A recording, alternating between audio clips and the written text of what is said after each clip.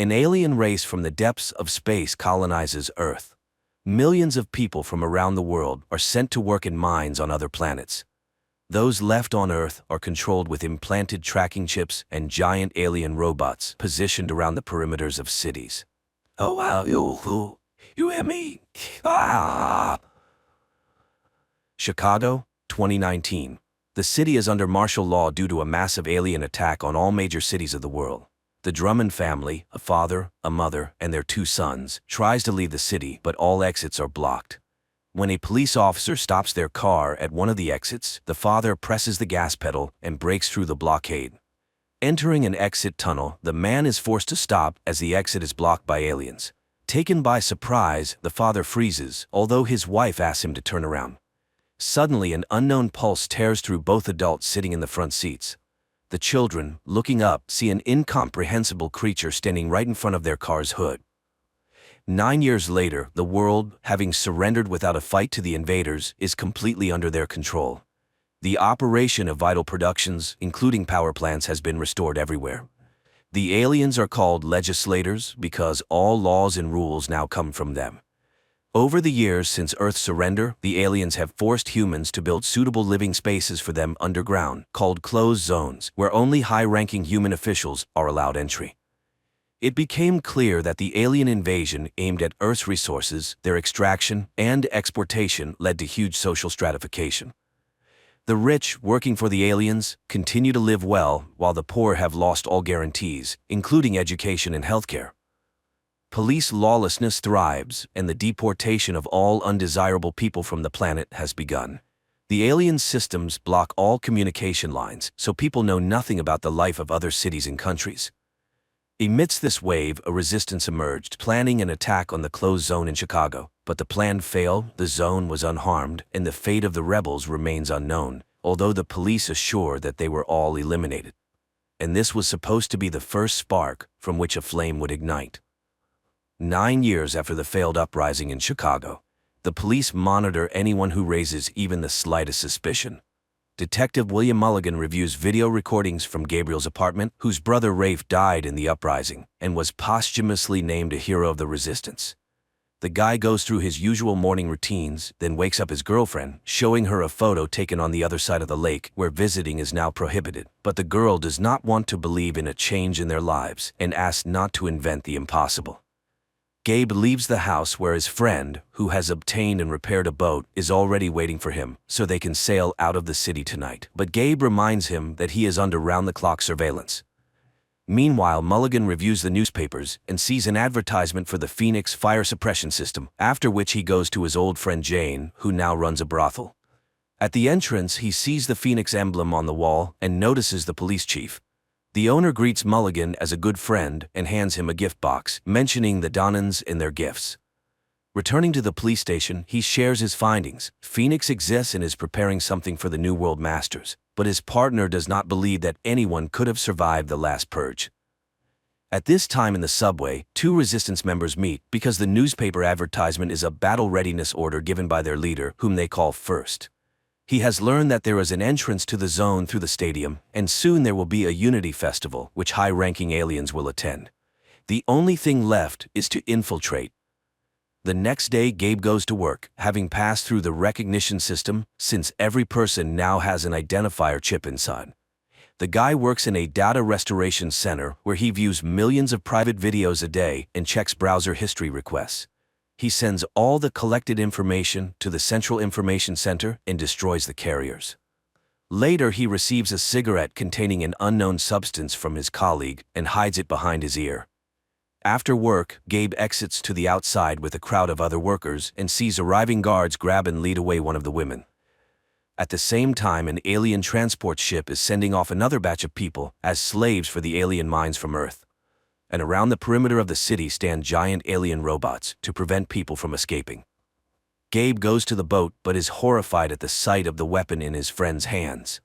If they get caught, they will be instantly destroyed. Their scuffle is interrupted by the appearance of Mulligan, who orders Gabe to get into his car. He reminds the boy that he was his father's partner and now asks not to repeat his brother's mistakes and make the right choice. Gabriel has no information about Phoenix, and he does not intend to snitch, so the conversation goes nowhere.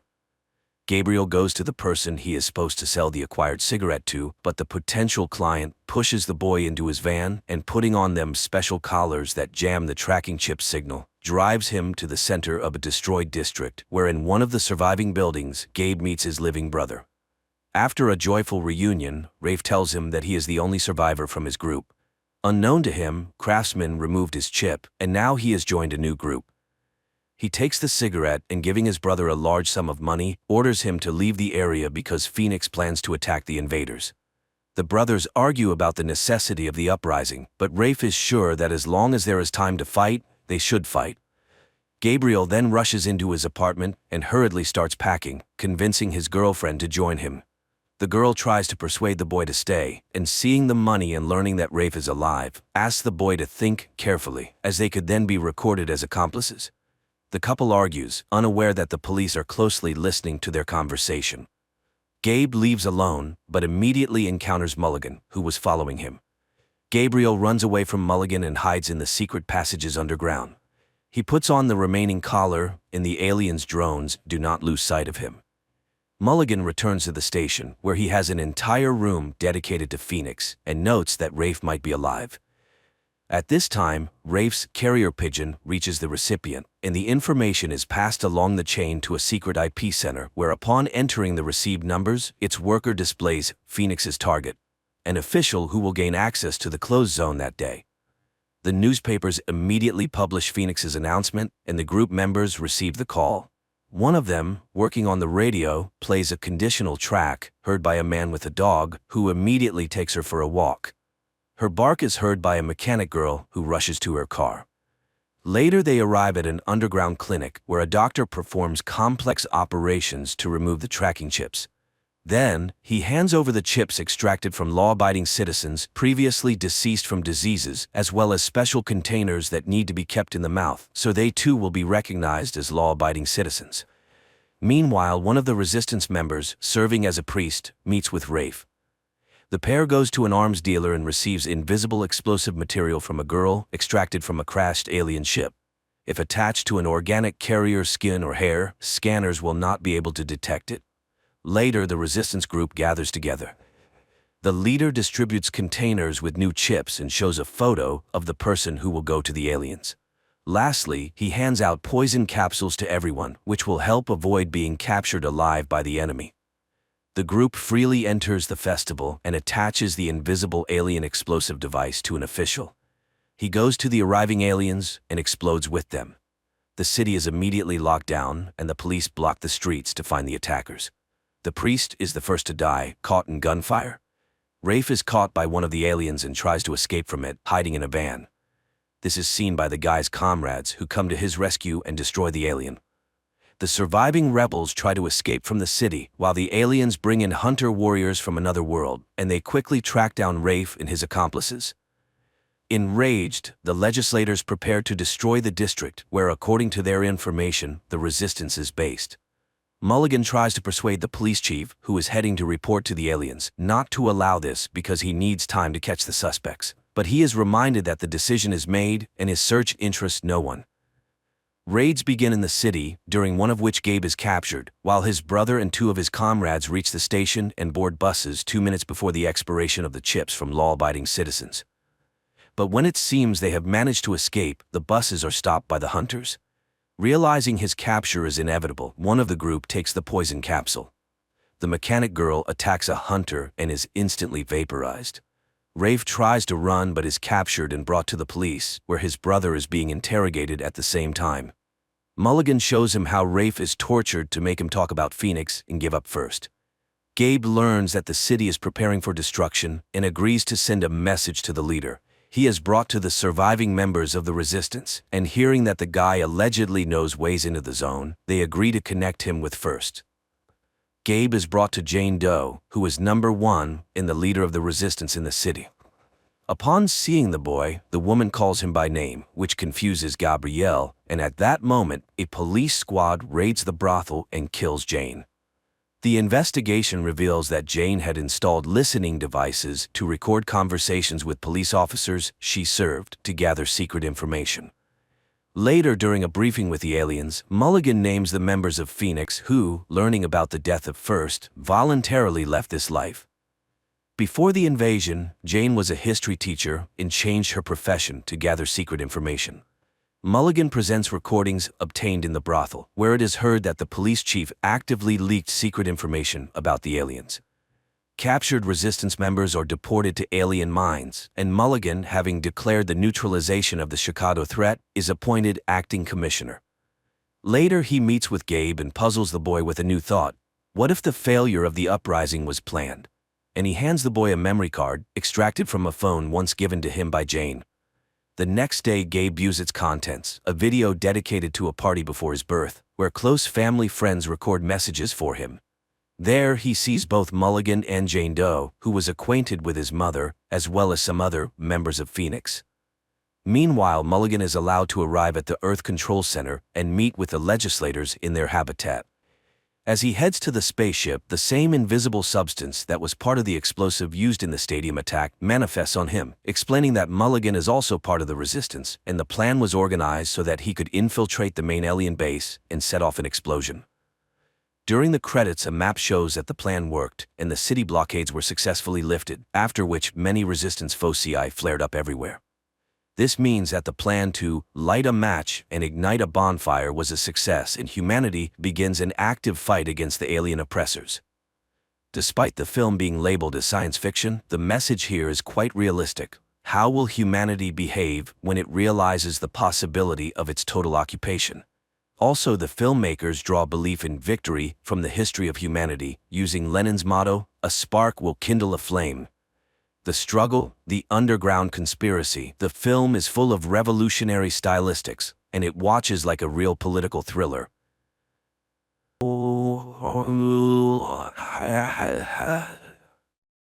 Japan 2023. People board a train and head to work. Everyone is busy with their own things, scrolling through Instagram feeds, making acquaintances on social networks, and discussing plans for the evening, unaware that in just a few minutes, their lives will change forever. Suddenly, the train's speed increases, and strange things start happening. A bottle cap rolling on the floor of the carriage suddenly disappears. Passengers begin receiving alerts about powerful earthquakes on their phones. Then the train enters a gloomy tunnel and comes to a sudden halt. People regain consciousness, bewildered by what has happened. One of the passengers opens the entrance doors, and people, screaming and pushing each other, rush to the exit, jumping from the high steps. But once outside, they can't believe their eyes. Traces of the civilized world are gone, and they are surrounded by the remnants of a destroyed city overgrown with trees and grass. Moreover, all the carriages have disappeared without a trace, except for the fifth one they were in. As time passes, the passengers begin to get acquainted. One of the guys, Shirahama, a firefighter, examines the injured and suggests checking the tunnel behind the carriage. He is joined by a girl named Katana and a guy named Hayashima, who also wants to understand what happened. Meanwhile, the police in the city cannot figure out where the last two carriages have gone, while the rest of the train, along with the passengers, remains undamaged. The three volunteers enter the tunnel and walk through the dark underworld for a long time. Suddenly, they notice a light ahead and hurry towards it, but when they emerge outside, they are astonished. There is nothing around that would remind them of the year 2023 with skyscrapers and technology, just a vast, lifeless desert. Shocked, the trio returns to their fellow misfortune mates. Initially, people do not believe their report, but after Hayashima shows a video recording of the surroundings, they are forced to accept the new reality. After 7 hours, people languish in anticipation of rescuers, when one of the girls, Reni, secretly looks into Hayashima's bag and finds a letter marked with the criminal department's seals, leading her to suspect that the guy's a criminal. Then Reni snatches food from Katana's bag, but, thinking she was seen, discards the package. Hayashima picks it up and carries it to the train, just as Katana discovers the theft. Seeing it in the guy's hands, the passengers accuse him of theft. Moreover, Reni reports about the letter from the colony. Offended, Hayashima denies the accusations and announces his departure. At this time, Shirahama pulls out a box of fruits and offers to share them. While Katana is distributing the food, one of the guys reviews the video he made earlier, clearly showing Reni stealing the food. Realizing that Hayashima is innocent, Shirahama and Katana run after him, managing to save the guy who nearly falls into a deep ditch. In gratitude, he confesses that he works as a hairdresser and is already 30 years old. But he refuses to explain the origin of the letter from the colony. Night falls. Passengers somehow settle down to sleep, but many cannot sleep, worrying about their future. In the morning, people begin to realize that they may never return home. Shirahama tries to gather the scattering people, but a friend asks the guide not to take responsibility for others' lives. Then the firefighter confesses that because of him, his colleague was injured, losing the ability to walk. Now he believes he must help everyone he can. Together, they catch up with those who left and persuade them to return to the carriage to solve problems collectively. Seeing this, Hayashima remembers his brother who was in prison, and the letter in his bag was from him. Fate had it that he had to take on the upbringing of his younger brother, and he still feels guilty for his older brother becoming a criminal. Meanwhile, a couple of passengers explore the surrounding area and find the ruins of a high tower. This is particularly strange because the news reported its construction, which was supposed to be completed in 2026. And one of the passengers found a can in the forest dated that year. A biologist among them encountered a plant whose genetic modification takes 30 years. It turns out that they are in the distant future of Earth, and it's far from a joyful discovery. At the same time in 2023, all channels are broadcasting messages about the disappearance of 2 carriages, which had at least 100 passengers. Night approaches and many fall into despair, while Katana and Shirahama place plastic containers on the roof of the carriage, hoping for rain. In the morning, the biologist draws the others' attention to the dense greenery, which means there must be a body of water nearby. A group of youth sets out to explore the forest. Along the way, Hayashima confesses that his parents are criminals, and then the guy spots a frog. This means water is very close, but ahead are impassable cliffs, which can only be climbed with the help of ropes. The group returns to the train and cutting wires heads back to the cliffs.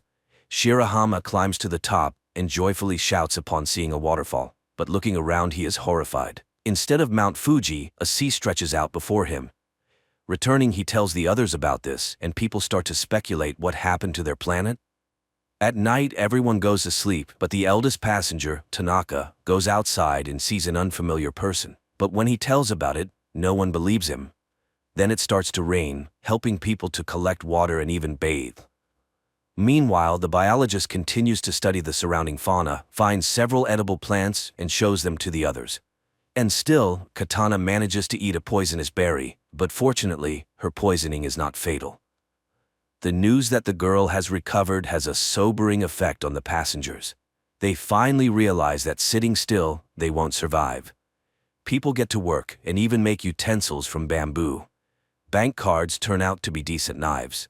The group of youths brings water from the waterfall, and they prepare a soup from plants. But after dinner, some feel sick and the biologist discovers a couple of poisonous berries in the common pot. Someone remembers seeing Tanaka near the pot, who is not among them. Shirahama sets out to look for him, but stumbles, falls, and loses his torch. After a while, Shirahama returns without Tanaka, but with Hayashima's previously lost barber tools, which he had sorely missed. In the morning, the biologist announces to the people that he is going to look for a river, which should be nearby. His friends go with him. But in the forest, they encounter a stranger who injures the biologist and runs away. The guys carry him back to the train, where fortunately there is a medical student who provides the injured with first aid. The others help as much as they can and pray for the guy. Later, Tanaka unexpectedly returns from the forest. It turns out he worked for a security company and can show how to make traps around the camp. Reni asks Hayashima to fix her hair, and soon there's a queue for the guy.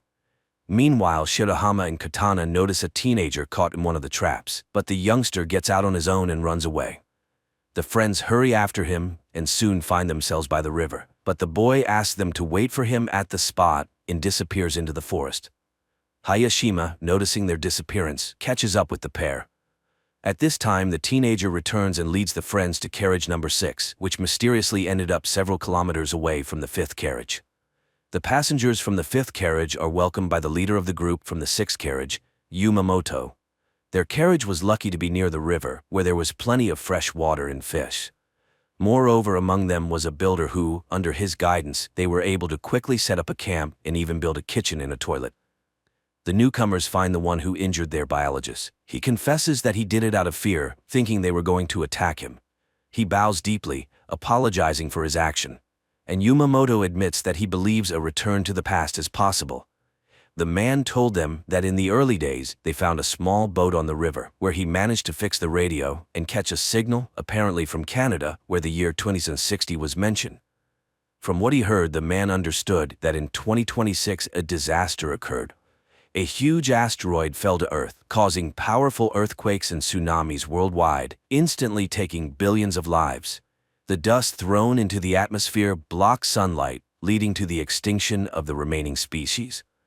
But the main thing is that the asteroid didn't fall by chance. It was space debris, as besides state corporations, satellites began to be launched by anyone who fancied. One of the probes collided with a satellite, which in turn fell onto an asteroid, leading to a deviation of its orbit. So it was a man-made disaster. That's why it's so important to return to their year and change the future. Inspired by the example of the sixth carriage, the passengers decided to make a bath by the river. Meanwhile, Tanaka continues to deteriorate, making himself a doll from branches and talking to it. In the morning, the bath is ready. For the first time in many days, people bathe in hot water and wash their clothes. And the guys find a strange stone on the riverbank, which Yumamoto learns about.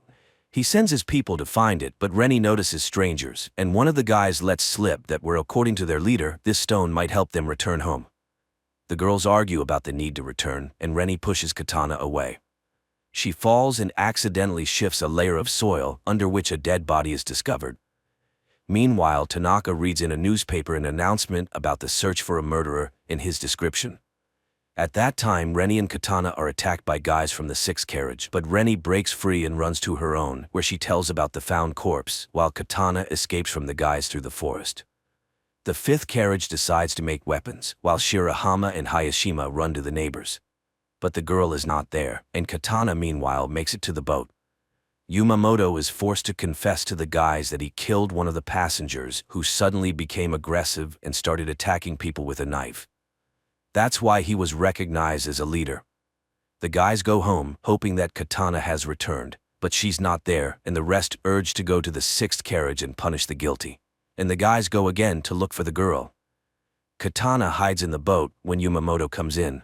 He pretends to be calling an unknown station, but the girl sees that the wires are cut. The man discovers her and confesses that he doesn't want to return to the past because he intends to create a new society here. After that, he ties up Katana and locks her in the cabin, where her screams cannot be heard. In the morning, the passengers of the fifth carriage are just about to attack the neighbors when one of the women suggests backing up and looking for a building where they could hide. At this time, guys from the sixth carriage go to the neighbors to scavenge something, but they fall into traps. A fight starts when the rest of the sixth carriage's passengers arrive, and there are more men among them. The fight escalates into a real battle, which is stopped by the appearance of the escaped Katana, who accuses Yumamoto of lying. He is forced to admit to the deception, but he just wanted to keep people's spirits up. However, the passengers decide to exile the former leader. Before leaving, the man hands over a journal from the ship, which contains information about the tower that could help them return to the past. Meanwhile, those who went to search for the building reach the tower and find glowing asteroid fragments there. And in 2023, scientist Ray, after reviewing the video surveillance camera recordings, discovers that a wormhole appeared in the tunnel at the moment of the disappearance of two carriages, which apparently was the result of a distortion in the space-time continuum. The passengers study the journal found by Yumamoto and learn the exact date of the disaster. Moreover, they have an asteroid fragment that possesses a phenomenal magnetic charge. One of the passengers remembers how on the day of their departure, he saw something in the sky resembling a falling star. In the past, Ray, analyzing the same event, concludes that it was the flare from a supernova explosion. In the future, there's also an expert who explains that supernovas occur in space when a star reaches the end of its life cycle and explodes, releasing a massive amount of energy. Apparently, this created the temporal rift into which both carriages fell. It means they need to open this wormhole again. In the evening, a strong storm begins, forcing people to seek more reliable shelter than the carriage. Tanaka opens the rear doors leading into the tunnel. Unexpectedly, a strong gust snatches his doll and sucks it into the wormhole caused by the hurricane. But as soon as the storm subsides, the wormhole disappears. And in 2023, scientists find Tanaka's doll. Passengers in the future conclude that to summon the wormhole, they need a powerful energy source, for which they start looking for remnants of power lines. Digging up each post, the passengers find an electrical substation where somehow working equipment is preserved. They redirect enough electricity into the tunnel to stabilize the wormhole with the onset of the next storm, enough to return to the past. The storm starts at night, supported by the power of the substation. The wormhole opens, and everyone enters the carriage except Tanaka, who refused to return. The carriage is swallowed by the hole and races somewhere in space and time until its doors are opened by security service employees who say they have arrived on May 1, 2026, which means there are only a few months left before the asteroid falls.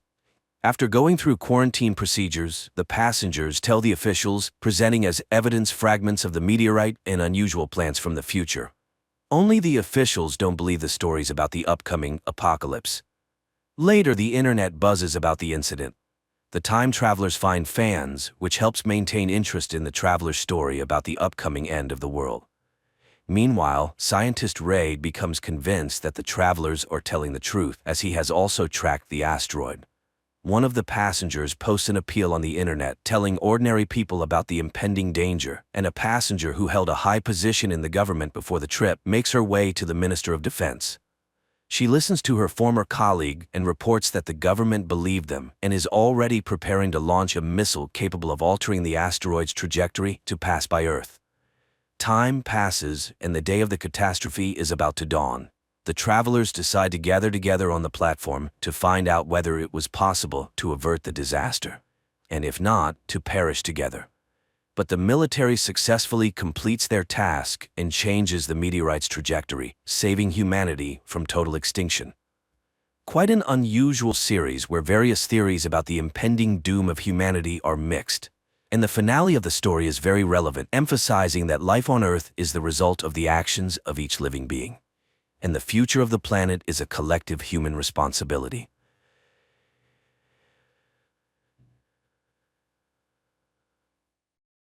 In the Middle East, a man appears who calls himself the Messiah and gathers crowds of believers in the new Advent. Is he sent by God, or is he a dangerous fraud seeking to disrupt the world's geopolitical order? The story is told through the eyes of people from vastly different backgrounds surrounding the enigmatic man. For 85 days, enemies have besieged Damascus, where a humanitarian catastrophe is growing. There is no food or water, and many people are dying in the shelling. And one day, two teenagers, Jabril and Samir, who have lost their families, see a man in yellow clothes on the street, urging people not to worry about the city's fall because God has predetermined that it will not happen. Salvation in the form of a sandstorm is approaching, and people run under the onslaught of the elements while the preacher does not leave and repeats that salvation is already close. The sandstorm breaks the supply chains of the enemy troops, and they retreat, and the city is saved. FBI agent Eva Geller watches the broadcast of everything that happened, paying attention to the strange man whom people call Al-Masih, and learns that he is leading hundreds of his followers into the desert. At night, the men talk about faith and religion around the fire. Al-Masih asks questions and is strict with those who do not want to think about his questions. Now all of humanity is on the brink, and for people to survive, they must cling to him.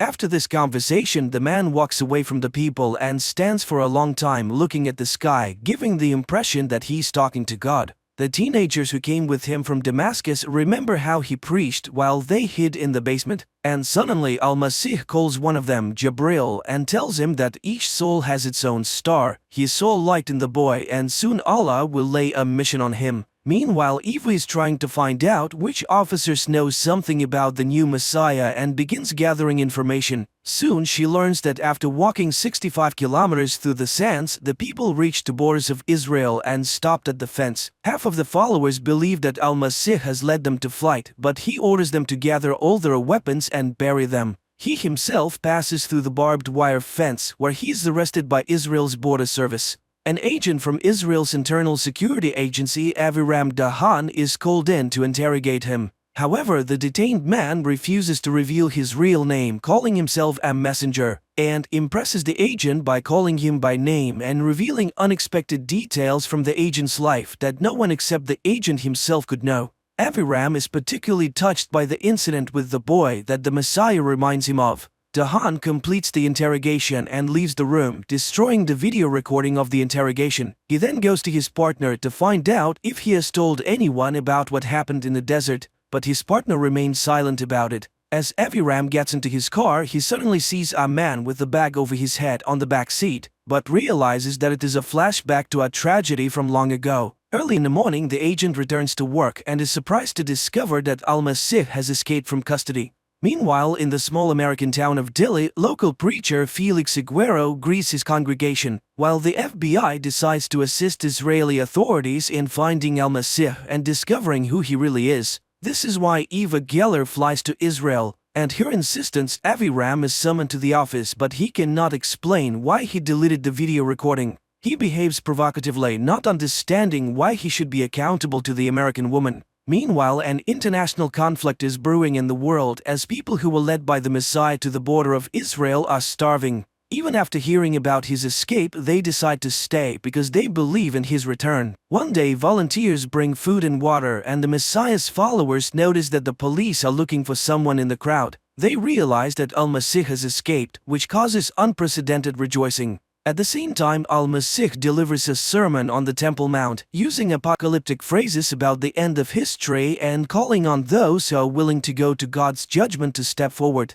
A young boy comes forward, but the sermon is interrupted by the Israeli police who try to arrest the Messiah. The operation fails due to a shot that hits the child who has come out. The people start screaming, driving away the invaders. But then Al-Masih lays his hands on the boy, who then stands up unharmed, showing the bloody bullet to the public. The people consider this a miracle while Al-Masih disappears into the crowd. Eva hears the news on the radio and asks to be taken to the scene of the incident. Meanwhile, Muslims also discuss the Messiah's sermon and are quite unhappy with his interpretation of Allah's teachings. The people in the camp cannot understand why their newly found Jesus has abandoned them. And Eva notices the surveillance, and her pursuer turns out to be Aviram, who wants to know why she's meddling in something that's not her business. But Eva is not going to back down. She studies the recordings from the CCTV cameras and notices the strange disappearance of the Messiah. And it's still unclear who fired the shot. She tries to find the injured boy while in Jerusalem the electricity is shut off to quell the unrest.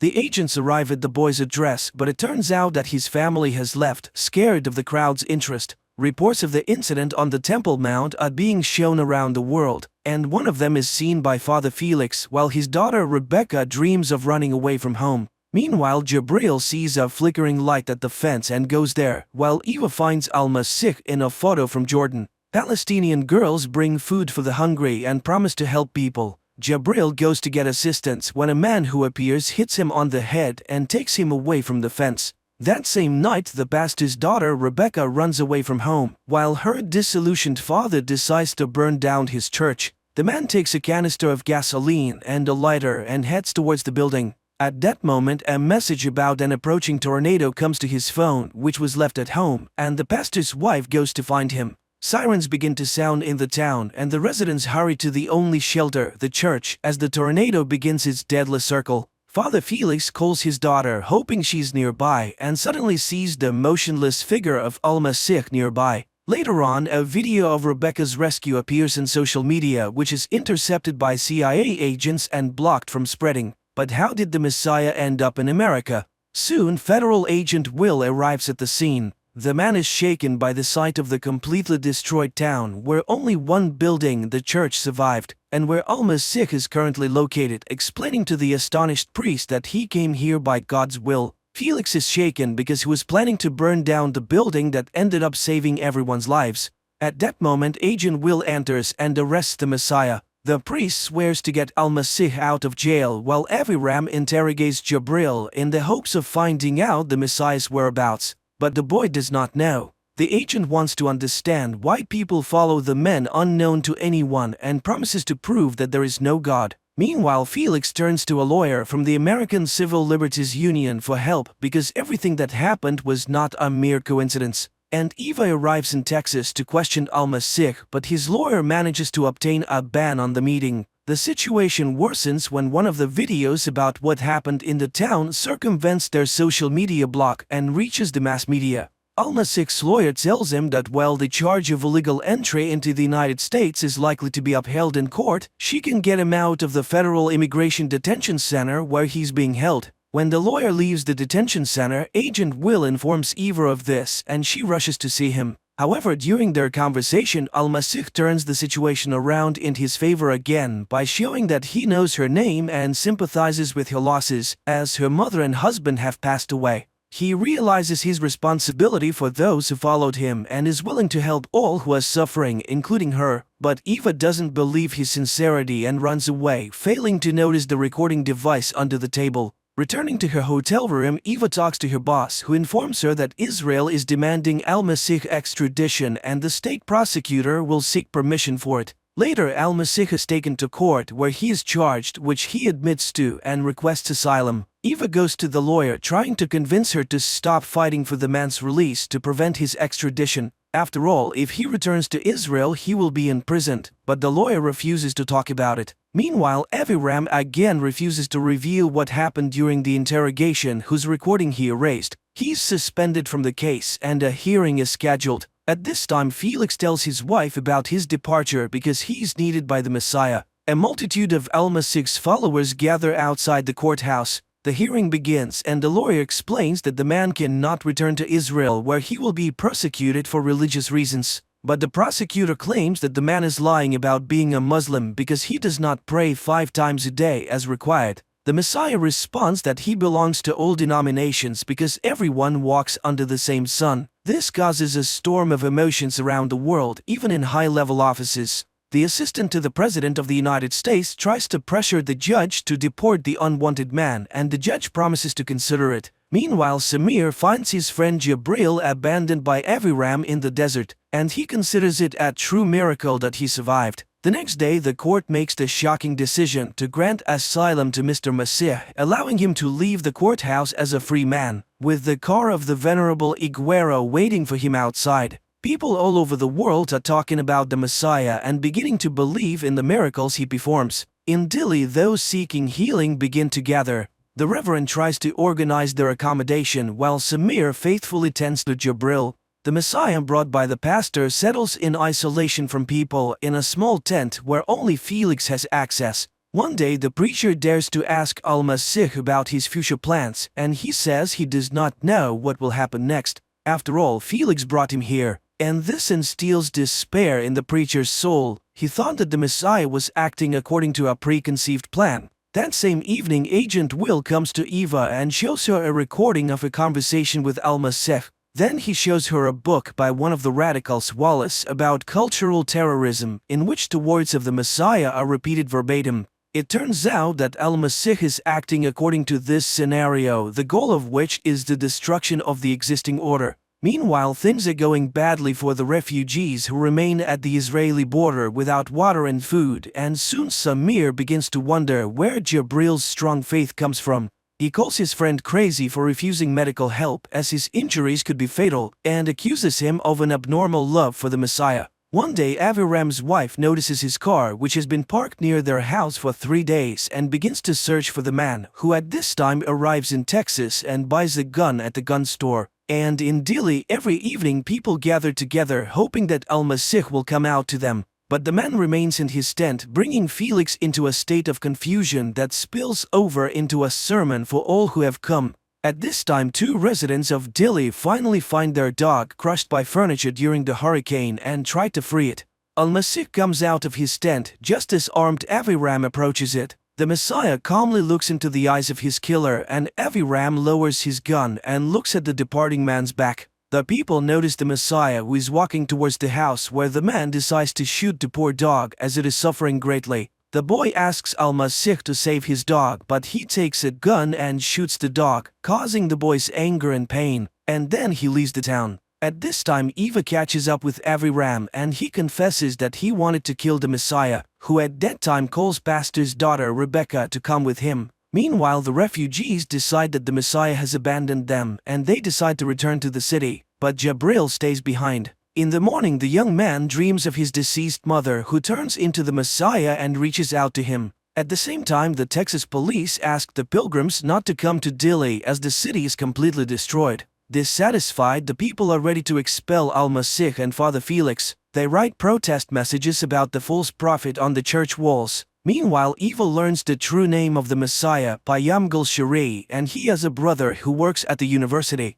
The Messiah tells Father Felix that it is time to get on the road, persuading Felix that this is his destiny. The pastor decides to take his family with him, which upsets his wife but pleases his daughter. Father Felix leads a column of cars that follow the Messiah wherever he leads them. The number of cars is constantly growing and soon it begins to count in the hundreds. Eva also returns to Texas to follow Al-Masih and one night sees him come out to make a call from a payphone on the street. At her request, Agent Will requests a copy of the telephone conversation. The next day the column continues on its way. Stopping for a break, the pastor hears news of the crisis on the border where the refugees from Palestine are still waiting for their fate. Rebecca takes a picture of the Messiah standing by a road sign in Washington and posts it on social media. In the morning the column sets off and Felix learns from the posts that their path leads to the US Capitol. At the same time, Eva checks everything she can find about the Messiah and comes across information that he studied at the same university where the notorious terrorist Wallace taught, whose book Al-Masih quoted during the interrogation. Professor Wallace hacked the stock exchange and then fled to Russia during the investigation into his actions.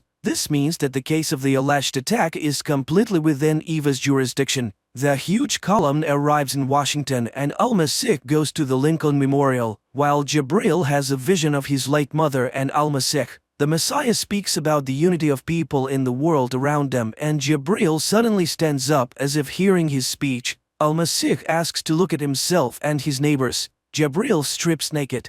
The Messiah stands before the nation and looks at them so that they finally look at him. It's too late to kneel, time is up. Jabril walks towards the border. Al-Masih heads for the water. Jabril walks non-stop until a soldier's gun barrel is pressed against his chest, and Al-Masih walks on the water. The Israelis retreat, and Jabril leads the refugees. Hundreds of amazed spectators follow the Messiah's journey and record this on their telephone cameras. The world is buzzing after witnessing the miracles of Al-Masih, and even the Congregation of the Causes of Saints is considering the case. Everywhere there are clashes between the followers and the opponents of the newly emerged Messiah. People are sending money to Father Felix, who intends to build the Church of Al-Masih with it.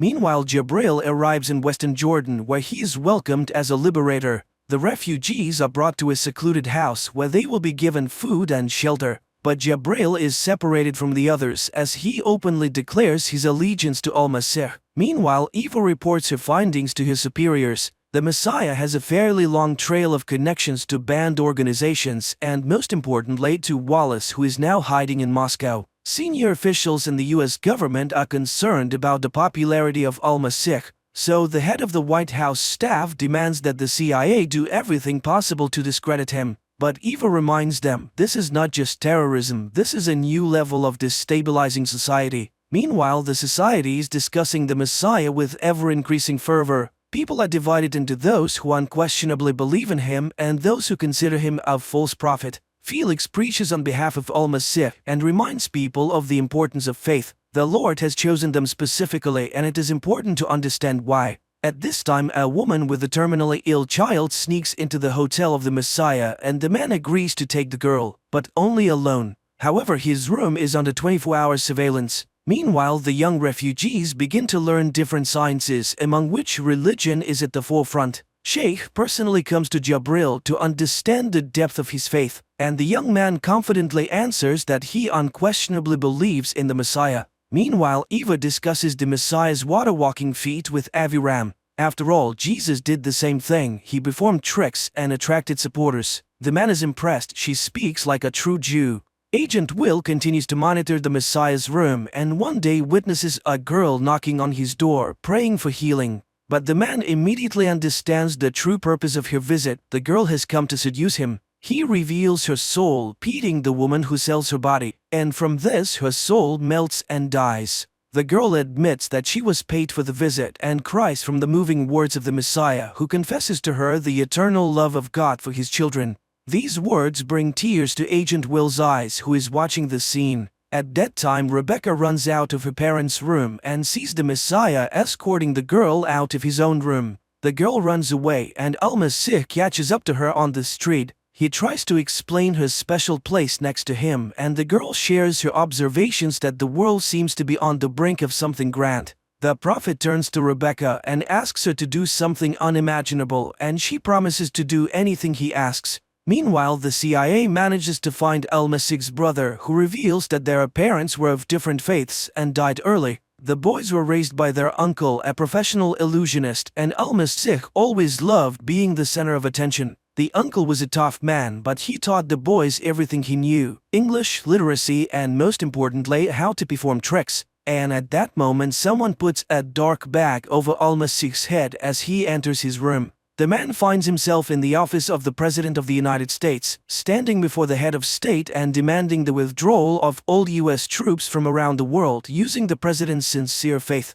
The politician is shocked. It's simply impossible, since the American troops are used precisely as peacekeepers, and if they are not present, there will be chaos in the countries under their control. However, the Messiah lists the names of countries and cities where Americans have been waging wars. He offers the president the chance to go down in history as a true peacemaker saving the world, and he says that the history has ended and the world will soon start anew. Meanwhile, Eva learns that a few years ago Al-Masih was placed in a psychiatric clinic and goes to the college where the men studied, but the director can't remember anything particularly noteworthy except for his thesis. Eva goes to the archives, but the thesis is not there. In Jordan, the Sheikh shows Jabril an article in a newspaper about the miracles of Al-Masih and asks him to give a speech at the upcoming celebration. The boy must become the leader of the new generation in the struggle for Palestinian independence. The next day, Al-Masih announces to the media about his meeting with the president,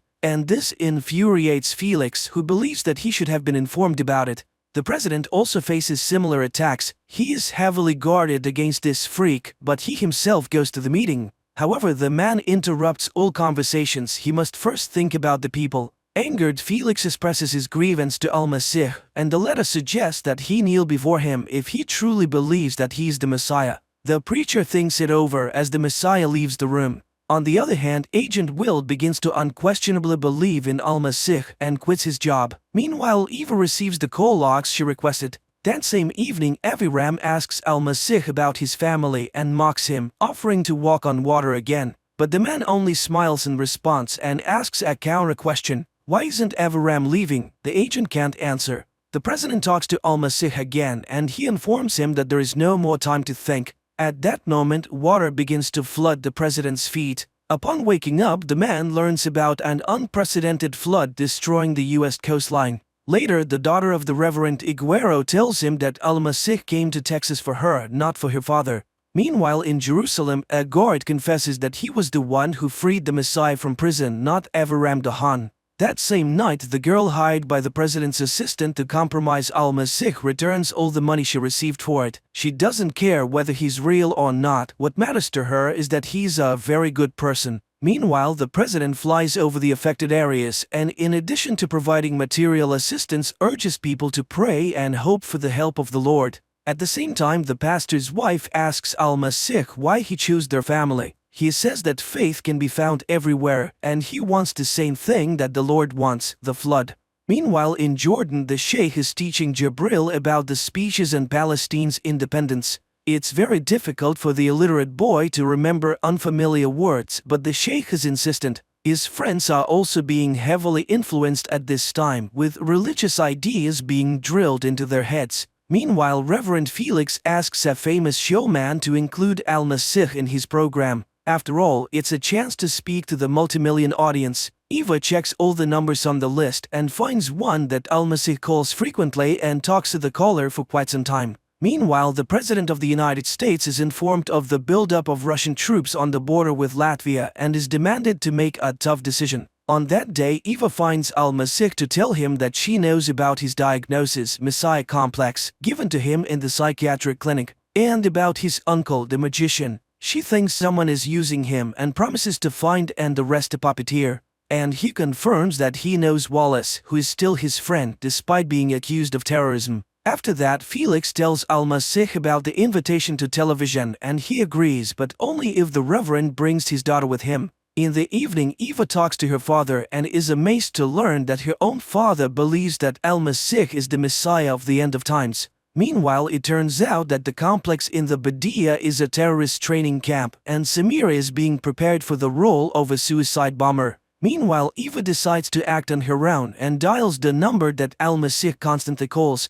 She hears Wallace's voice in response, so her theories about Al-Masih's connection to the terrorist are confirmed. But during the conversation, the man refutes all her conclusions. It's a pity, but she doesn't understand what's going on. And of the two of them, he is not the most dangerous one. The woman flips to his book again, reads the dedication on the title page and has an epiphany. Meanwhile, the president requests an analysis of full withdrawal of American troops from Eastern Europe.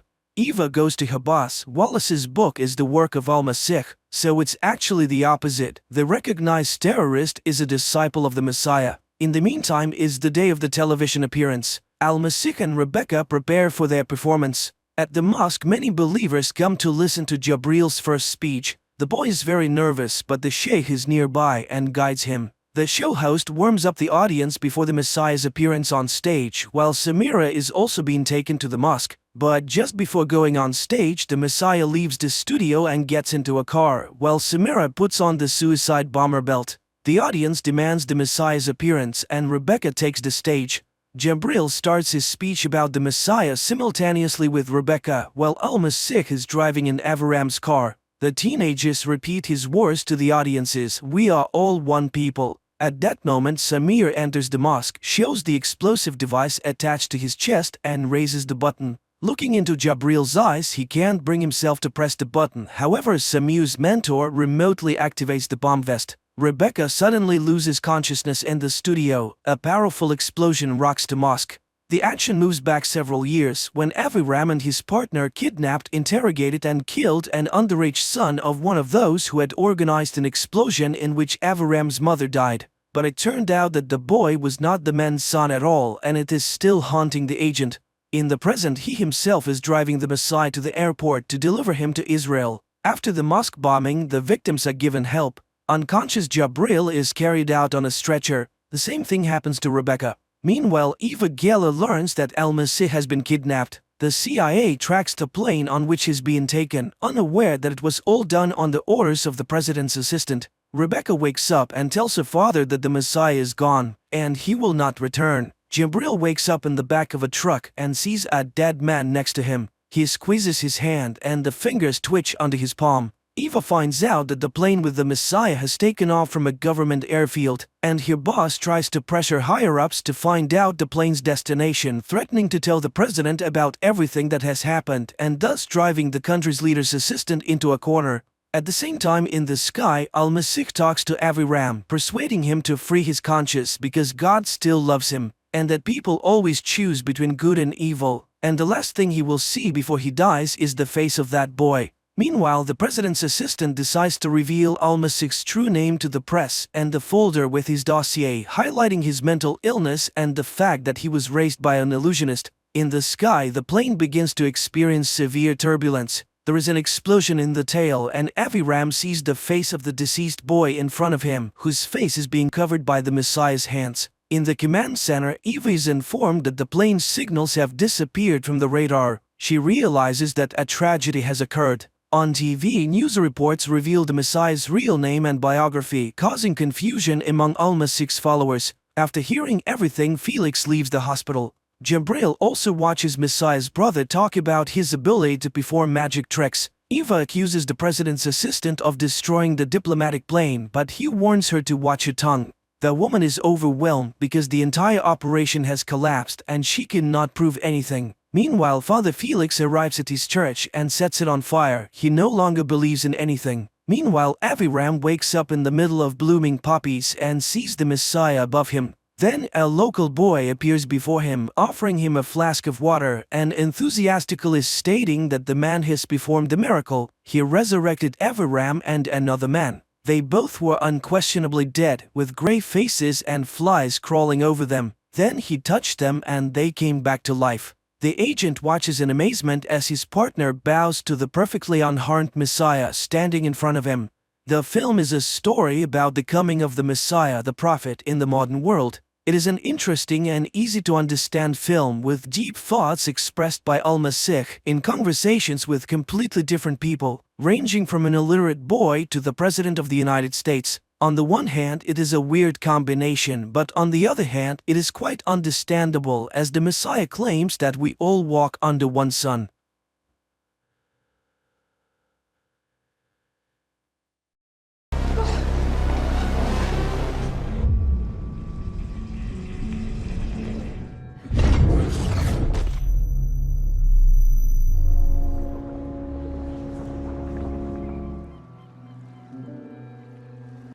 Physics professor Jason Desson's morning begins as usual. An alarm clock rings, he checks his high school son Charlie's homework, and makes coffee for his beloved wife Daniela.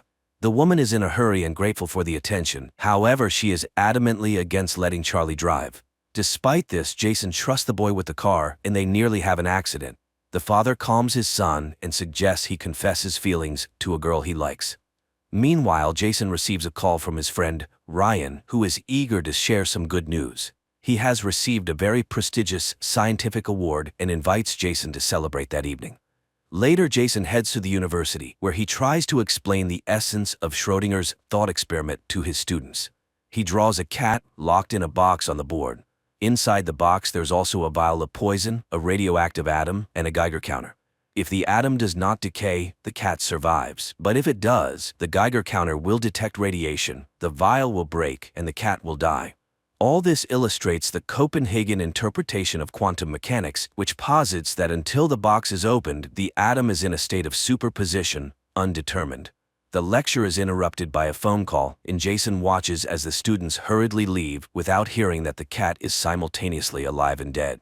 Later, Jason enters a dark room, records the day's events in his notebook, and injects himself with dark matter. The scene shifts to the family kitchen, where Jason and Daniela are preparing dinner. Charlie teases his parents for kissing too often. Then messages from Ryan, who has been waiting at the bar for a while, arrive. Daniela insists that her husband should go meet his best friend. Jason relents and heads to the bar. Ryan is delighted by his arrival and orders Daniela's favorite drink, which the bartender notes is the last bottle. Ryan introduces his colleagues to Jason and unexpectedly offers him a position in his new consciousness research lab. There's one catch: the Center for Neuropsychology will be in San Francisco, and Jason is unsure if his family will want to move from Chicago. He promises to think about it and heads home, but on a dark street he is suddenly stopped by an armed man in a mask. Jason is ready to hand over everything valuable he has, but the robber seems interested in something else. He puts Jason in the car, calling him by name, and orders him to comply. Along the way, the robber unlocks his phone, knowing the password, and asks questions about Ryan. Soon they arrive at a deserted building where the robber orders Jason to undress. He complies, but still decides to attack the assailant. However, he receives a heavy blow to the head and immediately feels an injection in his neck. The robber tells him to put on different clothes and warns that Jason is being given a new opportunity. He should remember this thought because now he will have everything he ever dreamed of, and he's doing this for both of them. When Jason asks who the robber is, he's told it's better not to know. Jason's consciousness fades. He regains consciousness in a hospital ward. He is examined and sent to a shower stall. Eventually, Jason comes to his senses in an unfamiliar bedroom. He tries to leave, but the doors are locked. Suddenly, a woman he doesn't recognize enters, behaves as if she knows him well, and introduces herself as Amanda. She informs him that his body is clean and he is no longer in quarantine. Jason doesn't understand what is happening, but no one answers his questions. The second person Jason sees is Leighton, with whom he once worked a long time ago. Leighton congratulates him on his triumph and calls him the chief scientific officer. Then, the blinds open and numerous colleagues applaud Jason, welcoming back the only one who returned. He has been absent for 14 months and 10 days, and they all want to hear about his journey. Confused, Jason begins to talk about the meeting at the bar and the strange robber, but his patience runs out because he doesn't know the people around him and doesn't understand what's happening here. Layton announces that he must stay here overnight. However, Jason pushes him away and starts to run. He manages to reach the exit where a security guard calls him by name and helps open the door. Jason flees the premises despite being pursued. He manages to catch a taxi, gives his address, and heads home. But upon entering, he finds his home changed beyond recognition. At the same time, in another reality, the new Jason returns from the bar and sees his upset wife Daniela. He embraces her, tells her about Ryan's offer, and reminds her of his long-ago choice to marry her, not a cold, sterile laboratory. The wife thaws and kisses her husband, unaware that this man is actually not her Jason. In another world, the first Jason meets Amanda in his home instead of his wife and son, who says they live there together. Jason does not believe this and begins to look for traces of his son, but Charlie's room looks completely different. Now it is Jason's own office, filled with awards for outstanding achievements and discoveries he has received over the years. He tries to call his wife Daniela, but the number is unavailable. Jason roams around the house trying to understand what is really happening. Meanwhile, Amanda makes a phone call, asking to handle the matter herself, but Jason sees a car with security arriving at the house and flees.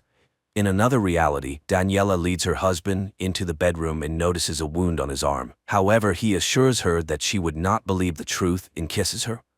Meanwhile, Jason 1 rushes to the bar he was at the night before, but the bartender refuses to recognize him, although the man calls him by name and reminds him of his favorite drink. Jason insists, but the bartender kicks him out, advising him to check his head. Then Jason goes to the hospital, where he undergoes a brain tomogram and is given sedatives. He constantly remembers Daniela and tries to find his wedding ring. At the same time, Jason 2 wakes up next to Daniela, kisses his wife, and surveys the kitchen, trying to find coffee. Simultaneously, the first Jason comes to and sees a doctor in front of him who tells him about the results of his tests. The fact is that an unknown psychoactive substance has been found in his blood, but according to all other indicators, he is completely healthy. At his request, they tried to find his family, but there is no one in Chicago with such names. The doctors also checked his file.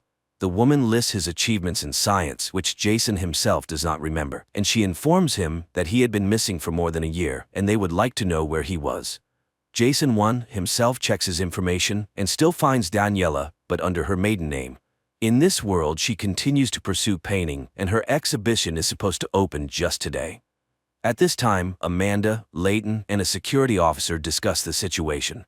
The woman suggests calling the police. However, Layton opposes the idea and the security officer suggests checking the hospital.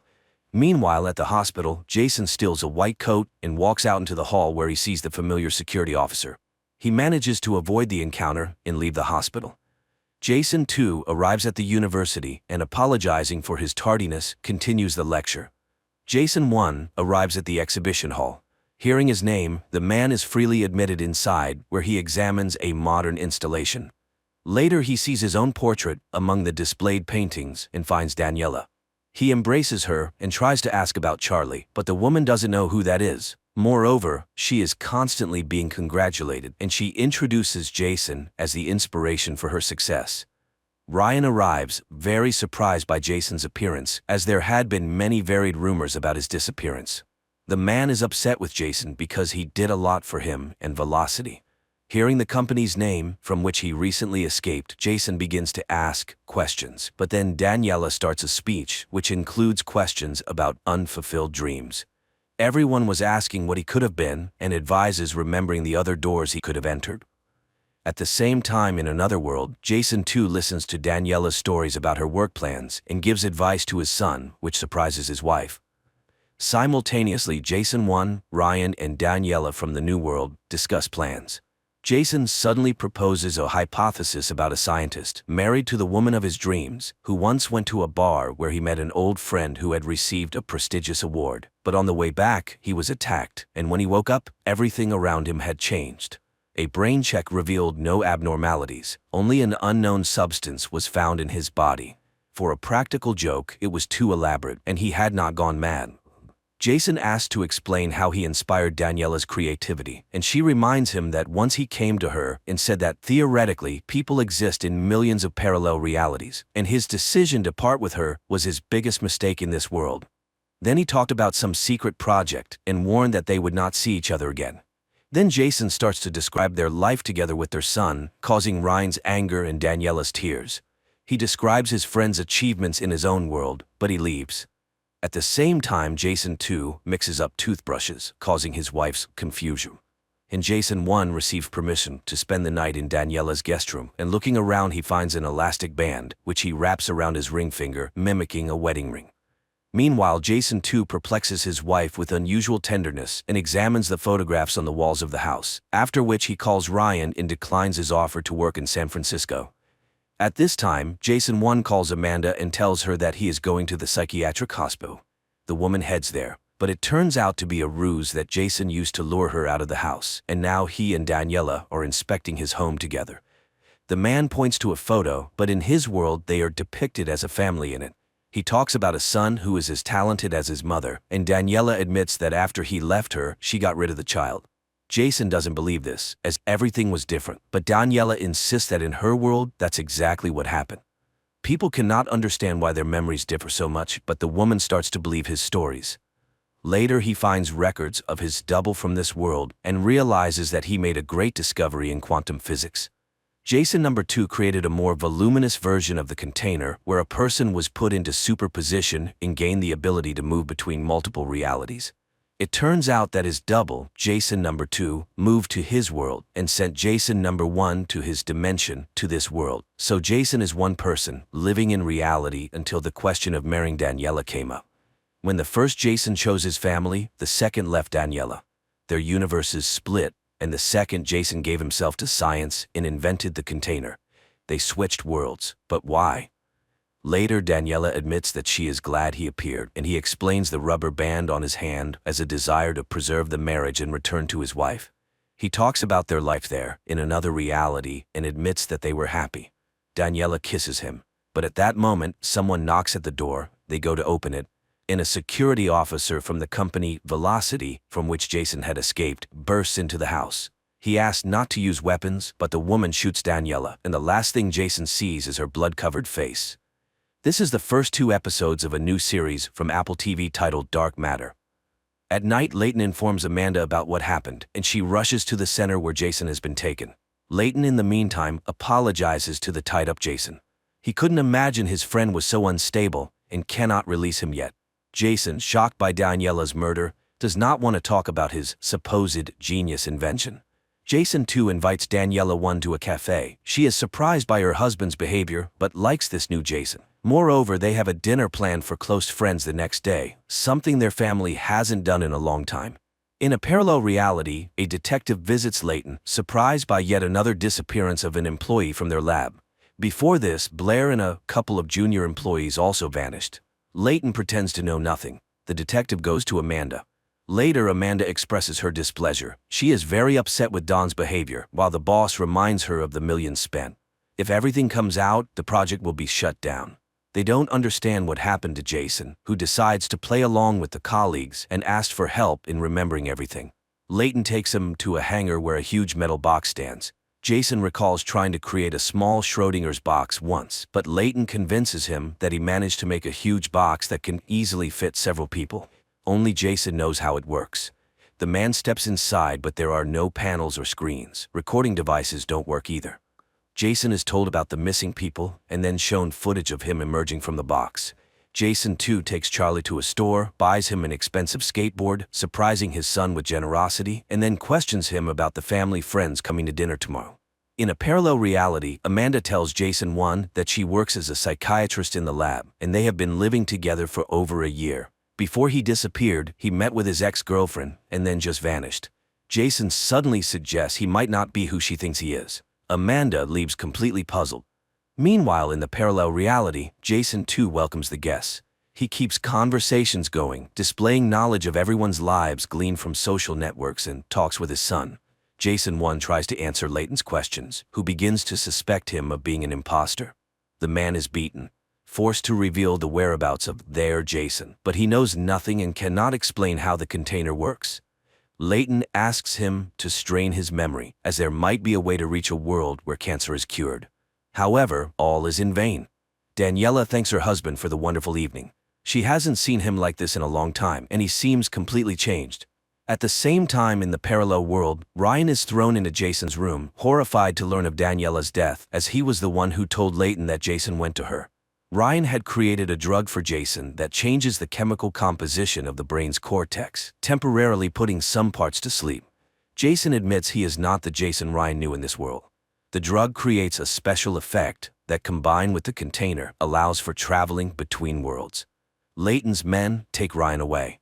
Meanwhile, in the parallel world, Jason too tells his wife he nearly died under the wheels, prompting him to reassess his life and express his gratitude for her presence.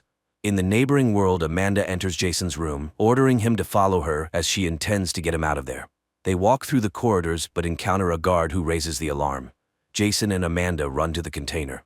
They are chased, but Jason closes the iron door, cutting off Dawn's fingers. Amanda injects both herself and Jason with the drug that aids in transferring. Jason too, in the meantime, reviews family archives and finds a birth certificate of another son, Max. In an alternate world, Jason 1 and Amanda find themselves in a dark corridor with many doors. Layton, angered by their disappearance, enters the container himself. Jason and Amanda proceed through the corridor, but all doors look the same. The man suggests the doors lead to other worlds. They step out into one and find themselves on the street of a dead city. There is ash and smoke everywhere. They look around and notice a house in front of them starting to crumble. They rush back to the container, barely making it. Coughing, Amanda shows a case with the remaining doses of the drug, 48 in total. According to the coordinates, the container stands in the same place as in her world, meaning only the external world changes. They inject themselves again and head to the next reality. Layton also enters the corridor, searching for the pair, but without success so far. Jason too attends a lecture in place of his double, but realizing the students are uninterested, he leaves the auditorium, announcing his resignation. Jason 1 and Amanda step into another world and find themselves in a forest. They continue and enter a reality without an atmosphere after a nuclear explosion.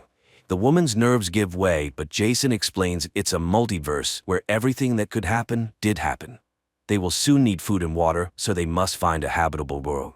He opens another door, and the pair end up in the Velocity facility, witnessing Layton and Dawn killing their doubles. Jason manages to push Amanda into the container and close the doors. Later, they open the next doors but find dead worlds everywhere. Exhausted, Amanda rushes through the first door she sees, with Jason hurrying after her. They find themselves in the midst of a snowstorm. The woman loses consciousness from the cold. Jason searches for a bunker but sees a house nearby. He breaks a window, carries Amanda inside, wraps her in a blanket, and lights a fire in the fireplace. Meanwhile, Jason too visits Layton in his world. Here too, he is rich but spends his time idly. Jason offers him to become his investor in a very unusual venture. In the snowy world, Jason 1 steps outside and sees a completely frozen city. Jason 2 takes Layton 2 to a bunker and offers him the substance. Jason 1 returns to the house, finds a family photograph of the owners, and remembers his own family.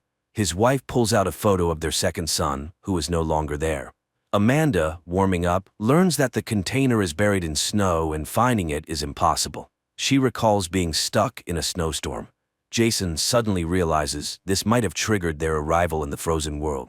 Perhaps they can choose where to move. Jason too shows Layton to the container and promises to show him the path not taken. Instantly, the corridor with doors appears before them. Amanda and Jason, armed with probes, begin searching for the container in the snowdrifts. Suddenly, Amanda realizes that the compass always points in the same direction, indicating the container's approximate location. They head that way and soon find the box. In the neighboring universe, Daniela and Charlie walk to the memorial tree. Simultaneously, Jason starts telling Amanda about his second son. Daniela recounts the same story to Charlie. Once, Jason and Daniela were thrilled to learn they were expecting twins, but Max had a weak heart and died. They planted a tree, mixing their son's ashes with the soil. Every birthday, they sit under it and remember the boy. Layton too, meanwhile, is delighted by what he sees. Jason tells him about his life in the world where Layton was his research partner. The tycoon agrees to fund his work. Jason 1 narrates his abduction to Amanda. He doesn't understand why his double went to such lengths. After questioning him about his life, Amanda suggests that the double simply wanted to fix Jason 1's life, making him happy while also taking what he himself lacked, a family. Daniela and Charlie discuss their father's strange behavior, but then Jason too arrives, congratulates his son on his birthday, and gives him car keys. To his stunned wife, he confesses he quit his job but assures her not to worry about money as he has returned to science and already found a sponsor. She can pursue her passion for painting. Jason, Juan, and Amanda experiment in front of the next door. Jason tries to set a mood, outlining the conditions for the next world.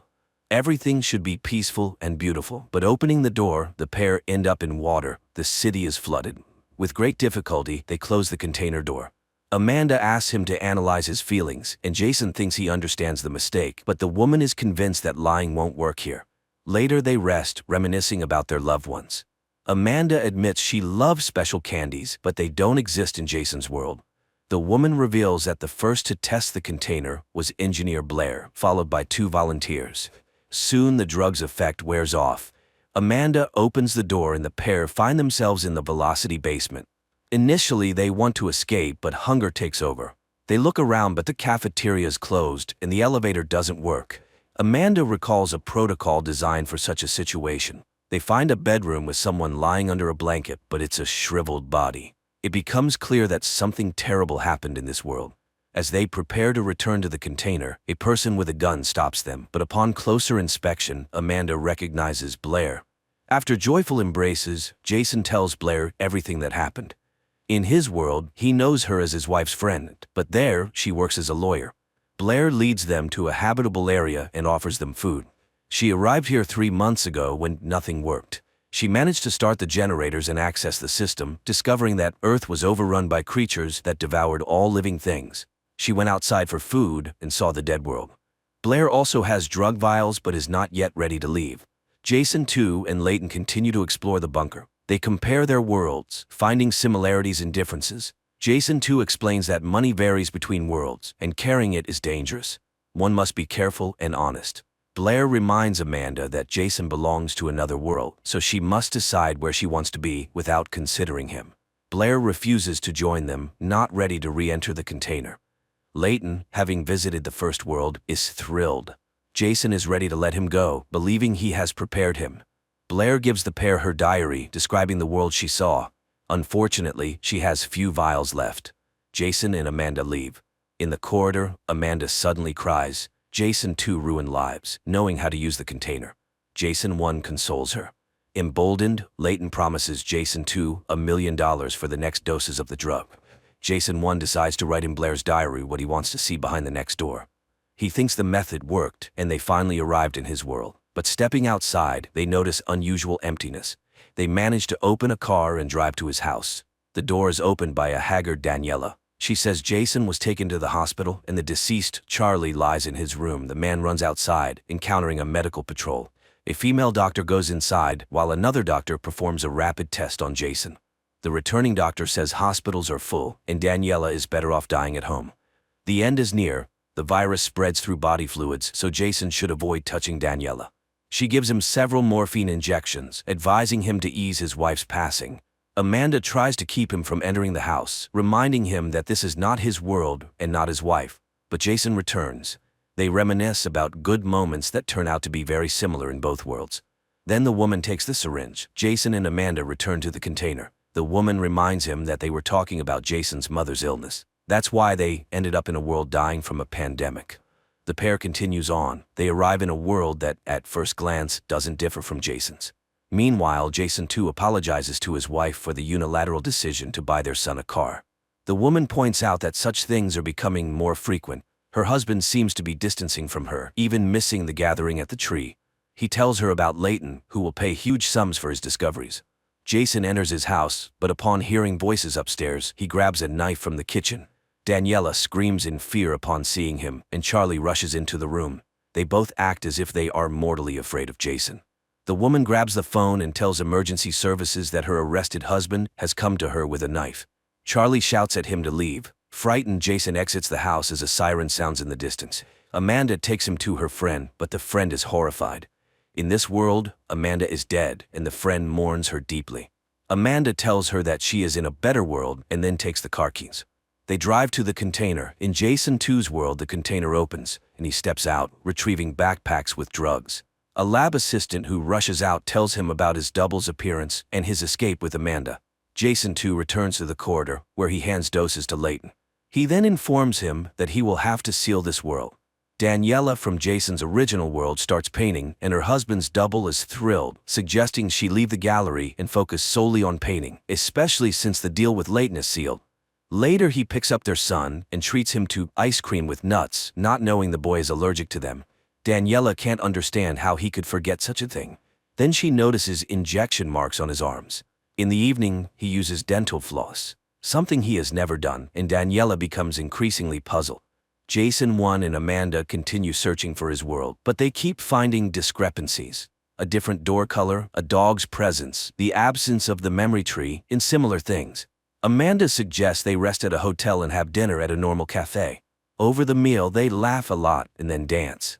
At night, Jason hugs Amanda but stops, realizing they are not together. Jason too visits a psychotherapist who turns out to be Amanda's double. He talks about his relationship with Daniela and the disappointments he has faced. She suddenly reminds him that expectations can be overly high. Daniela complains to her friend Blair about his strange changes, and Blair advises her to keep an eye on her husband.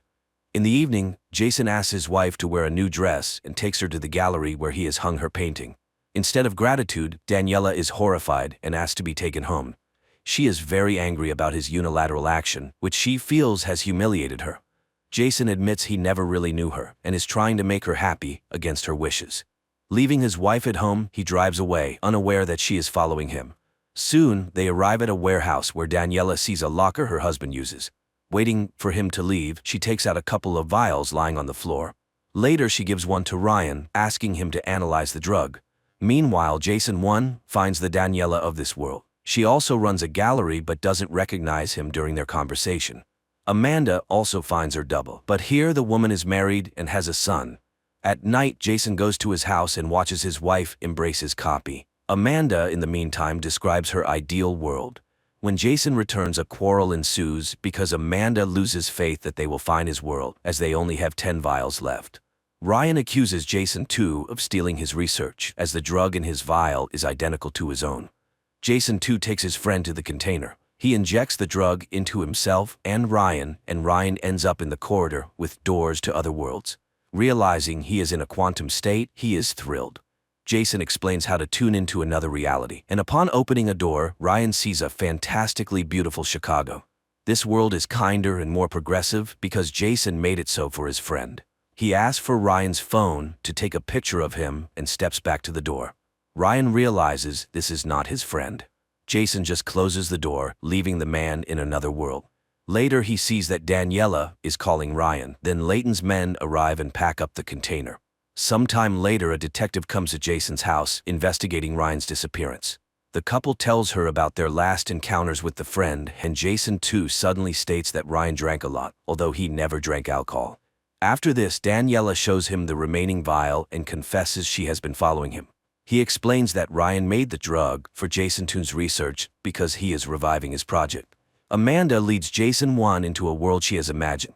This Chicago is beautiful. They walk through a clean and cozy city, enjoying friendly faces. They drink cocoa from edible cups and then have a snack in a cafe where they learn about a trendy restaurant in the tallest tower in the city. Amanda leaves, setting up a meeting with Jason there. A nearby couple gives him a photo they took, admiring them. Later, Jason goes to the restaurant and sees Amanda in an evening dress. She gives him a suit she bought for him, and he changes and joins her. Jason gives her her favorite candies, which exist in this world. She laughs, saying he is an insurance agent here. Her double in this world disappeared 2 years ago. Taking advantage of their identical appearance, Amanda made a passport and gained access to the double's savings, so she decided to stay here. She invites Jason to join her, but he declines. Before leaving, Jason secretly places 2 of the remaining vials in her purse. Amanda cries in the elevator, but, seeing the sun, wipes her tears and heads into a new life. Jason goes to the container. He has only 3 vials left, and the next world is destroyed. He continues, and in the next reality, he calls his wife. She is surprised, as she just saw him off to work, but Jason confesses his love to her. At night, he sneaks into his house and sees Daniela hugging his copy, but going down to the kitchen, he encounters his son, and it is not Charlie. It turns out that here they managed to save Max by transplanting the heart of a deceased girl, and now he suffers from guilt. Jason 1 comforts him. Meanwhile, Jason 2 confesses to the psychotherapist Amanda that he wants to pack up and leave his wife. Then suddenly he tells very personal things about the doctor herself. She kicks him out, but outside, Jason 2 is met by a detective. They tracked Ryan's phone and know that after the bar, he went to the industrial part of the city, so she intends to check all the cameras located there. Jason 2 goes to the container and breaks the formwork. He finds Ryan's double in the first world, where he works as a simple mechanic, gets him drunk, brings him to his world, cleans him up, and puts him to sleep in Ryan's bed. Jason 1 takes out the last vial and writes in Blair's diary his memories of the first meeting with Daniela. He saw the living Max and even thought of treating his double in that world as he had been treated. But he realized he only wants his family, his home, and his life. Jason 1 opens the door and finally arrives in his world. He heads home, checking all the details along the way, but upon approaching the house, he sees himself telling Daniela that he found Ryan in a wild drunken state. He had to clean his friend up and take him home. Jason 1 goes to a store to buy a gun, but without a permit, he buys pepper spray and a hunting knife. A minute later, Jason 2 enters the same store and repeats his double's actions. The stunned shop assistant remarks that they were just discussing buying a gun. She asks if he has a twin brother. Realizing his prototype has returned, Jason 2 runs outside but finds no one. Friends, if you've watched this far, pay closer attention because the most confusing part of the plot is about to begin. He returns home where Charlie informs him that Mom went to Ryan, who is behaving very strangely. Jason 2 goes outside and is attacked by another Jason in a hat, whom he kills in a fight. Meanwhile, Ryan, seeing Daniela, claims that he is an auto mechanic and repairs her car in his world, not a scientist-chemist. He recalls a man offering him alcohol and recognizes Jason from a photo. Jason checks his gear and stepping into the hallway encounters himself, but the double runs away, and Jason gives chase. At this time, Jason 2 loads the body of the killed double into a car, and Jason 1 catches up with his double in a bar. They realize that their copies multiply in a container, and it's unclear how many there could be, but they all aimed for this particular Chicago, as their prototype was desperate to get home. Amanda appeared in all realities. Only in one did she die in a terrible world. And for Jason 1, she remained in the best world. Both are out of vials and cannot help each other. Jason 3 suggests getting rid of the one who caused all this. Jason 2 doesn't know about the place where they both love to rest. They need to lure the villain there and kill him. Besides, Jason 3 has already dug a grave there, and he also has a gun. The next morning, Jason 1 goes to the bar, where he lights a cigar despite the strict prohibition. He is taken to the police station. Meanwhile, Daniela plans to take her husband's large car to move some things to the gallery, but he rudely forbids her. And Jason 2 drives his son to the university, showing him memorable places on the campus when he notices Jason 3 watching them. Daniela goes to the storage box again and breaking the doors, finds bags with unknown currency, a box of vials, and Ryan's jacket. But then she gets a call from the police. Jason 2 guides Charlie through the building and their pursuer loses sight of them. The father asks his son to take the car and meet him at another exit, even though he doesn't have a license yet. Confused, Charlie leaves, and Jason 2 tries to throw Jason 3 off his trail, but he also knows the university building well. Eventually, the men engage in a fight, and the second Jason wins. Charlie makes a failed maneuver, attracting a policeman's attention, and Jason 2 knocks out the third and locks him in a toilet stall. Meanwhile, the policeman demands Charlie's license, but at that moment, Jason 2 appears, managing to persuade the officer to let them go. At this moment, Daniela sees her husband at the station. It turns out Jason was looking for a place where they could talk safely. He tells his wife the truth, but she doesn't believe him. Then Jason suggests calling him. Daniela dials her husband's number, and Jason answers. She hangs up, then Jason asks her to call again and remind him of their great vacation in Miami, though they never actually went there. Daniela does this, adding made-up details about the vacation, and that Jason agrees, pretending to remember the trip. Now Daniela believes her real husband, who says there are other versions of him. They agree on a code word in a meeting place, and Daniela goes to get their son. But at home she finds her husband, Jason 2, who orders her to pack because they need to leave urgently. The mother tries to talk to her son, but Jason 2 is on guard and doesn't let them do it.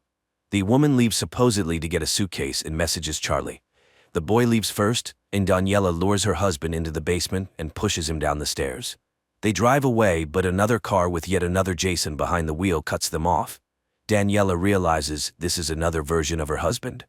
At this moment, they are rammed by a car driven by yet another Jason. Daniela and Charlie flee. Soon they reach the place where Jason 1 is waiting for them. He says the code word and hugs his son. Meanwhile, Jason's family leaves the city. Suddenly, Daniela and Charlie start receiving messages from numerous other Jasons, assuring them that only they can protect them. The woman turns off the gadgets. Her husband can't choose a place where they can hide, as the other Jasons might also guess where to look for them. Then Charlie takes over and shows the way to a friend's vacant house. Charlie is puzzled by the number of fathers, as, theoretically, they all are his father in some way. Jason suggests they sleep first and then make decisions. Daniela sympathizes with his adventures, but those other Jasons are suffering too. The woman goes to bed, while Jason checks his email and suddenly sees an entire chat of 44 Jasons arguing over who gets Daniela and Charlie. In the morning, Jason finds his wife on the beach. She admits that at first, she liked the new Jason, but gradually she realized he wasn't the one she loved. Her husband tells her he sometimes thought about a new life. Apparently Jason too also thought about this, so he moved to their world. He recalls Daniela number 2, who became an artist, lived in a luxurious apartment, and had lots of friends. Jason 3 also studies the chat, trying to figure out where his double went. Suddenly he gets a message from Blair asking to return the car. He realizes Daniela borrowed a car from a friend and asks her to come urgently. At this time, Jason tells his wife about the chat, and one of them suggesting to raffle her and Charlie in a lottery. Jason too questions the third about what happened to him in other worlds. He tells about the death of Daniela and Ryan and the suffering of Amanda, who loved that Jason very much. In the reality of the third Jason, she died in the forest, impaled by a giant tree branch. Jason too begins to understand the horror of his actions, as he hoped to make his double happy with a new life. Meanwhile, Charlie prepares breakfast and tells Jason the latest news from their life, deciding where to go next. At this time, Blair arrives at their house and finds Jason 3 tied up in a closet. The third attacks her and demands to track her car, but Blair manages to neutralize him and demands to tell her the truth about the ongoing madness. Jason tells his wife and son about other realities. They are amazed that their doubles live in a few microns away, unseen by them. Jason admits that there was one world where he almost stayed but couldn't imagine life without his family. Later, Daniela reads his chat. They spend the night together, reminiscing about their first meeting. She admits she made a choice and informed the other Jasons. But later, Jason suddenly sees a shadow outside the window, and going outside, finds an injured double, who says he was hit by one of them. There are many of them here, and it won't end just like that.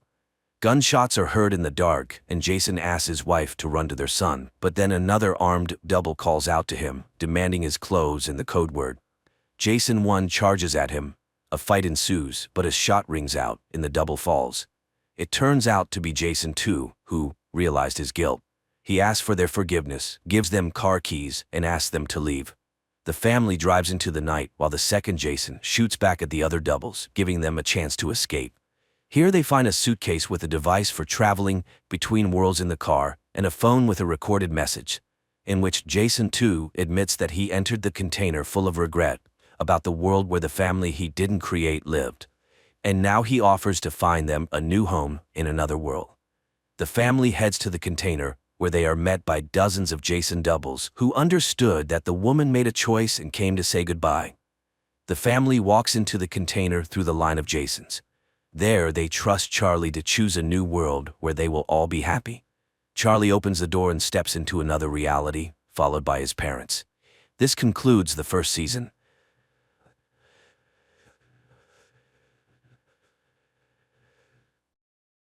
The day comes when scientists in one of the biotechnology laboratories begin to clone famous personalities for very large fees, of course. In fact, many rich people would like to have a child of a genius like Vivaldi, Galileo, or Michelangelo. Soon, however, people decide to take a swing at something far more valuable: God himself. After Lucifer rebelled against the power of God in heaven, he was defeated by the archangel Michael, and flaming meteor was thrown into the underworld, where he had to remain in chains and punishing flames. Michael himself chained him to a rock and cried out to return as a humble angel, to which Lucifer replied that he would rather reign in hell than serve in paradise, and he threatened that he would return as ruler of the world. Over time, Lucifer was joined by numerous demons as he craved revenge. Meanwhile, on earth, Lucifer's disciples set up a temple at the site of his fall into the abyss, and they believe that one day he will return to rule on earth. Our time. Laura Milton, an American student, is trying to persuade her professor to accept her thesis on the theme that there are no evil or good spirits, but he refuses, offering to discuss the subject in an intimate setting. But now the girl refuses. At the same time, a rare exhibition begins at the museum, the Shroud of Turin, which contains the DNA of Jesus and is a record of the fact of his resurrection. Everything is on display. Laura enters the museum after receiving a pass, a badge from a priest she knows. Marconi explains that Christ was wrapped in the shroud the day he died, but that when he rose from the dead, his body shone so brightly that his imprint remained on the cloth. Thus, the shroud is a picture of Jesus. The priest then escorts Laura to the statue of the Archangel Michael, who has been brought to the museum to guard the shroud. The War of the Angels was the first war and the first evil, but Laura disagrees. Evil is not an external mystical force, it is a personality, and when trouble happens to loved ones, it is foolish to blame the devil. But Marconi is sure that only Michael stands between the devil and men. There are many prophecies that Lucifer will return, but the father hopes that he will not find a way out. The priest leaves to go about his business, and Laura gets comfortable and begins to draw. Suddenly, she hears her name, but no one is around. She calms down and continues to work. It's evening and the gallery is about to close. The last group of tourists enters the museum, and while the guard is distracted for a moment, a figure in a black cloak separates from the group and makes his way through a side door. Despite the late hour, Laura is still working when she thinks Lucifer's head on the statue is moving, followed by the cry of a raven. The girl walks to the window without noticing the sinister figure behind her, who pulls a sword from Michael's hand and walks away. Laura closes the window and gathers her things. The guard is ready to escort her out, but she refuses. She still has to see Padre Marconi.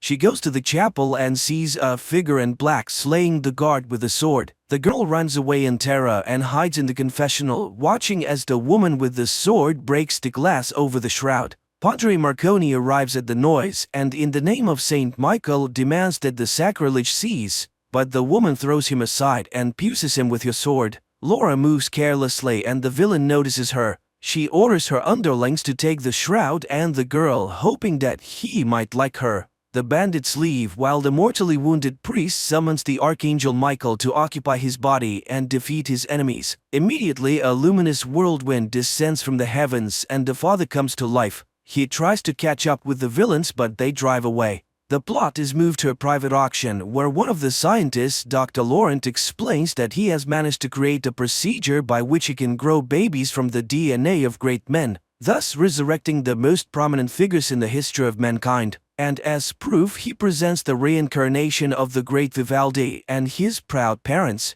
The next lot, he presents the new Michelangelo Buonarroti, and the whole rises in a burst of delight. The bidding begins when a woman in black appears in the gallery and beckons to the doctor. He rushes to her call. The pair travel to the devil's castle where the doctor sees the shroud. At last, Lucifer will have a decent home. Meanwhile, Laura is dragged into some room where several girls are already sitting in chains. All of them are horrified by what is happening and do not understand why they are there. A few men enter, take a blood test and photograph Laura, while Father Marconi, or rather the Archangel Michael in his body, makes his way to the guard room where two monks are watching the murder videos. Seeing the one who was murdered in front of them alive, they are astonished as he finds out where the keepers of the shroud were and how could they have allowed this to happen. It is explained to him that the cardinal responsible for everything is not himself at the moment. He sees secret cults and the devil's minions. And now he is in the asylum of Saint Michael. Archangel takes the car keys and drives to the cardinal's house, while the doctor isolates DNA from the blood traces on the shroud. The old cardinal meets Michael with a gun and upon learning of what has happened becomes enraged. He warned them, but looking into the man's eyes he realizes he is not Marconi. The cardinal shows Michael Lucifer's castle and suggests that his minions intend to revive him. He reminds him the scriptures say that one day the devil will be freed from his chains and will rise from the underworld. Apparently the time has come. Two monsters are responsible for his release, a woman and an underground monster, but only Michael himself or God can set Lucifer free. The devil's minions have offered him the bodies of virgins for centuries to get a vessel for the devil, but human bodies are too weak. Although there was one woman in history who was able to bear and give birth to a son of God, and today science is ready to open the gates to the devil using Christ's DNA. Michael asks to be taken to the castle. Meanwhile, the girls try to devise an escape plan and share their experiences. It turns out that Laura's husband and son are dead. Instruments inform the doctor of a successful DNA extraction, and the walls in the underworld begin to crumble, heralding the devil's release, while the doctor informs Liz of a complete match of all the right parameters with Laura's body, and the women wait for the attendants to arrive and pounce on them. It seems that they will succeed, but another group rushes to the rescue and the girls are dragged into the laboratory. They are laid on tables and despite desperate resistance, fertilized eggs are injected into their bodies. Liz convinces Laura to put up with it, for Lucifer is bound to like her. In the meantime, Cardinal escorts Michael to the entrance to the dungeon and warns of caution. A monster awaits ahead. At this time, the devil's minions gather in the hall with the well. Two impregnated girls are tied to a pillar in the center, and the monster who has come out takes them and leads them to the gateway to the underworld. The girls are put in an iron cage and lowered down, while Lucifer is already waiting for them. Sensing the approach of the possible Holy Mothers, he removes their collars and, transformed into a luminous stream, rushes towards them. The women are seized by the subterranean monsters and the stream enters one of them, but her body fails and she dies. Then the glowing worm enters Laura's body. Liz and the servants greet the living woman with delight. The choice is made. She is escorted into a glass cage where it is explained that her child will be the new Jesus.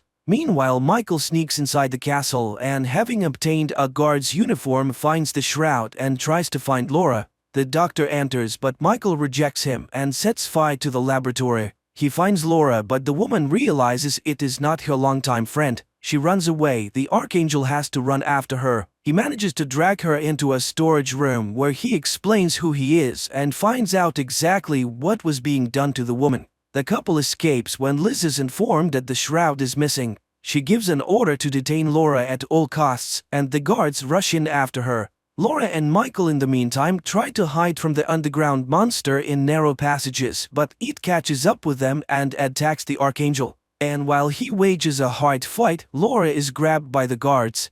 The enraged woman threatens Liz to kill herself and the child, and she orders her to be taken to a cell. Meanwhile, Michael is captured and put on a chain in the dungeon while Laura is tied to a bed. Liz is willing to do anything to keep the baby. After gathering all his strength, Michael breaks the chains and frees himself, while the castle guards search for the shroud hidden in the dungeon. The monster manages to see the Archangel descend into the underworld. After reaching the bottom, he's attacked by the imprisoned souls and discovers that Lucifer has been freed and his sword is missing. Then the demon of greed, Mammon, flies to him and announces that they will soon close the gate and Michael will remain here instead of Lucifer, and he scoffs at his foolishness to come down in a mortal body. The Archangel is chained to the rock with Lucifer's sword. Laura meanwhile sees her child in an ultrasound, and he suddenly calls out her name. The woman wakes up terrified and sees Liz nearby, who finds out what Lucifer told her, and then tells the story of a brave warrior and a tyrant who were equals.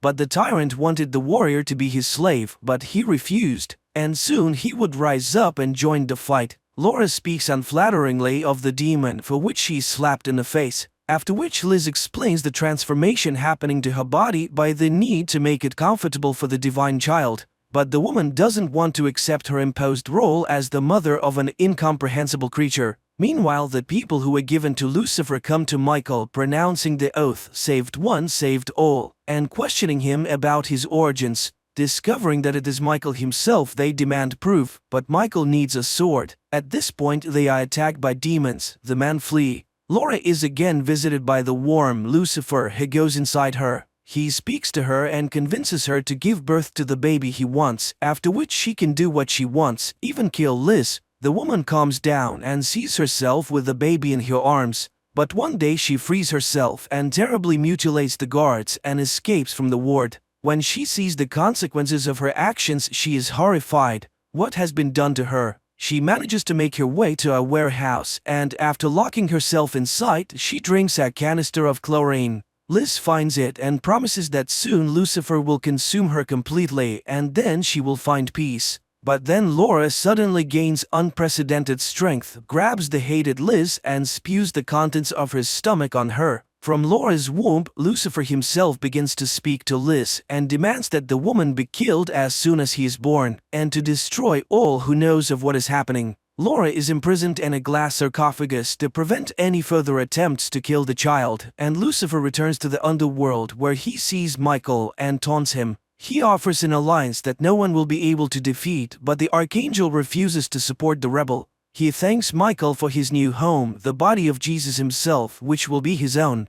Lucifer flies away, and the Archangel suddenly realizes this is not at all what he thought. It is not the devil but God who has chosen Laura. She will give birth to Christ, not the devil's vessel. He asks the people to bring his sword, but the demons are close and the sword is heavy. But two men risk their lives to bring the weapon and Michael is set free. He dispels the demons and promises to return for his saviors. Michael returns to Earth and finds the shroud. Then he goes to Laura's sarcophagus. He is horrified to see her change and tries to tell her that this child is not evil at all. It is he who will defeat the devil. But Laura gets out and throws Michael away. Then she stands over him and tells him that the waters are already breaking. Searing jets pour out on the Archangel and he screams in pain. Losing his strength, Laura places Michael in her lap and demands that he kneel. He refuses and the woman sinks her fingers into his neck. With the last of his strength, Michael promises that the devil will not be able to control the child. He is the one who will defeat Lucifer because the blood of Christ does not flow and good is always stronger than evil. Enraged, Laura throws Michael aside and begins to destroy everything around her. But then the birth begins. The devil's followers gather in the castle courtyard while Liz takes the born baby away. Laura is thrown down the well and the monster takes a chain with a sharp tip and goes into the courtyard. Liz brings the baby out and shows it to the assembled people. The end of God's tyranny has come. She orders the people to kneel and calls upon Lucifer to receive the baptism of blood. At the same moment, the monster begins to spin his terrible weapon, crushing everyone in the courtyard. At this time, Michael comes to his senses and goes out into the yard as the doctor kisses the baby and dies under the blows. Liz carries the baby away, and Michael finds Laura, who has managed to hold onto the edge of the well, and pulls her out. The pair catch up with Liz's car, and while Laura picks up her baby, Michael calls him the God who chose his mother. He asks the woman to find the cardinal and goes to the well himself. He seals the entrance to the underworld where all the demons of hell have rushed, but the master rejects him and opens the gates again. And then Michael detonates the explosives he set earlier. The castle explodes to the great joy of the cardinal. A bit later, the cardinal and Laura with the child in her arms come to the temple and return the shroud. And Michael descends into the underworld and frees the people who believed in him. After a while, Liz observes Cardinal and Laura with a grown boy walking through the woods, and she calls the baby Lucifer. And he turns around and shows a dark jet showing out of his nose. Then he turns away. Pretty unusual film which raises the themes of the struggle between good and evil but viewed through the prism of the scientific achievements of our time. And some doubts arise as to whether man truly understands what he is really doing.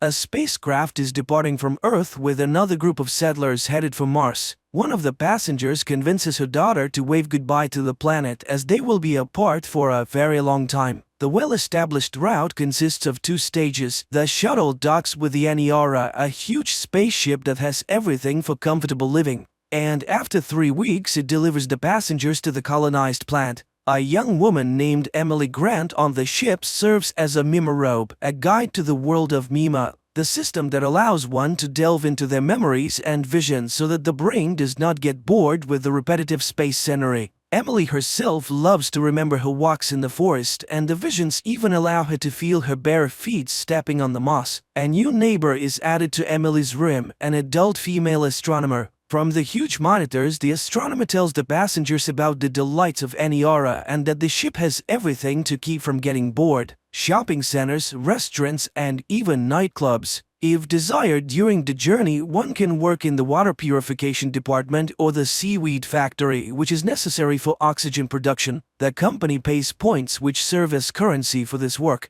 Emily gathers another group for Mima sessions. In the visualization room, there is silence as the Mima robe lays people down on the floor, face down on a special pillow, and launches the system. The glowing screen shimmers with different colors, not showing any pictures. But if the Mima robe needs to know the visions of a specific visitor, she uses a special remote control. Suddenly, an emergency situation occurs on the ship, and the whole group slides to the corner of the room. The passengers exit their cabins in panic to find out what happened. They gather in a large hall where the captain is supposed to make a live broadcast. After gathering his strength, the man makes an announcement. There has been a system failure on the Aniara, and the ship has lost all fuel and drifted off course. The crew believes that it's not a big deal and that by using the gravity of celestial bodies, they will be able to return to Earth. However, the journey will now take a little over 2 years instead of the promised 3 weeks. The outraged passengers disagree with this plan, worrying about their plans without even realizing what lies ahead. Austerity measures are introduced on the ship, but the crew realizes that the supplies will not be enough in any case. At best, there is only enough food for a couple of months. One of the crew members suggests growing algae more actively, which will help them survive. The first 3 weeks of confinement in space pass. The people still don't lose their optimism, but they're already starting to get bored. The Mima becomes the most popular hole as everyone wants to see more than just the infinite universe outside the window, and Emily can't handle it, so she asks the captain for help. In addition, the girl is going through a personal drama, hoping to resume her relationship with one of the crew members, Isabel. Emily asks her neighbor how long it would take to reach the nearest celestial body so that the ship can turn around. The woman initially avoids answering, but then admits that in her opinion all of this is hopeless. There are no points that could help them. The crew just doesn't know how to tell the passengers about it. After hearing this, the Mima robe has a panic attack and runs to her hole to immerse herself in memories of Earth, and also to drink in secret so that the commander would know. That journey has been going on for 3 years already. The people have settled into life on the ship, having come to terms with the length of the flight. Emily goes to a party where she meets Daisy and they decide to alleviate their loneliness together. When the couple retreats to a corridor, Isabel walks by and gives Daisy a cold glance, making it impossible for her to relax. There aren't enough people on the ship to work with the algae and water purification systems. Even young passengers are now being recruited, but the systems can't keep up, and all the drinks have an unpleasant sulfide smell. Strange things also start happening in the ship's hull as the system malfunctions, and Mima, using human language, begs to stop as it can no longer handle passing through people's memories. One of the people lying on the floor starts thrashing around in hysteria, and when Emily connects her remote to him, she sees very unpleasant images in his head. The Mima robe turns to the ship's captain, asking him to let the system rest, but he believes that this is the passenger's only outlet and denies her request. Furthermore, he reprimands the girl for driving customers out of the session. During the next session, Mima repeats its words, and at some point the laser screen begins to crumble, finally stopping the system's operation. The customers are dissatisfied and blame the Mima robe entirely. The people gather at the door to the hall to hold a memorial for Mima, and the management accuses Emily of what happened. They catch the girl and punish her severely, after which they imprison her along with Isabel, who tried to defend her friend before the management. On the ship, a series of nervous breakdowns with fatal consequences begins, and the commander has no choice but to release everyone who is under guard to take up workstations. Dead bodies are sent into open space as the ship is not equipped to store them. Isabel is sent to work in the logistics department, and Emily returns to teaching, this time with the task of educating the children on board, focusing on space sciences that could help them with their return. During their time in confinement, the Mima robe and Isabel developed a relationship, so they move in together once they're free. Communities and groups emerge on the ship, each praying in their own way for a return and rescue. At one of the gatherings of a cult-like group, they invite the girls, as Emily was associated with Mima. In a dark room, the friends first become witnesses and then participants in love games, after which Isabel becomes pregnant. The girl falls into depression, fearing that her indulgence will bring another hostage into the situation, but Emily supports her with all her might. She even plans to make a light screen that would replace the dark picture outside the window with earthly landscapes, but the captain forbids wasting resources on such foolishness. The couple has a healthy boy who grows very quickly, but Isabel can't shake the feeling that she shouldn't have done it. While bathing with his son in the pool, she almost commits a terrible act, but fortunately she's distracted by a message from the captain, who urgently invites his former assistant to a meeting.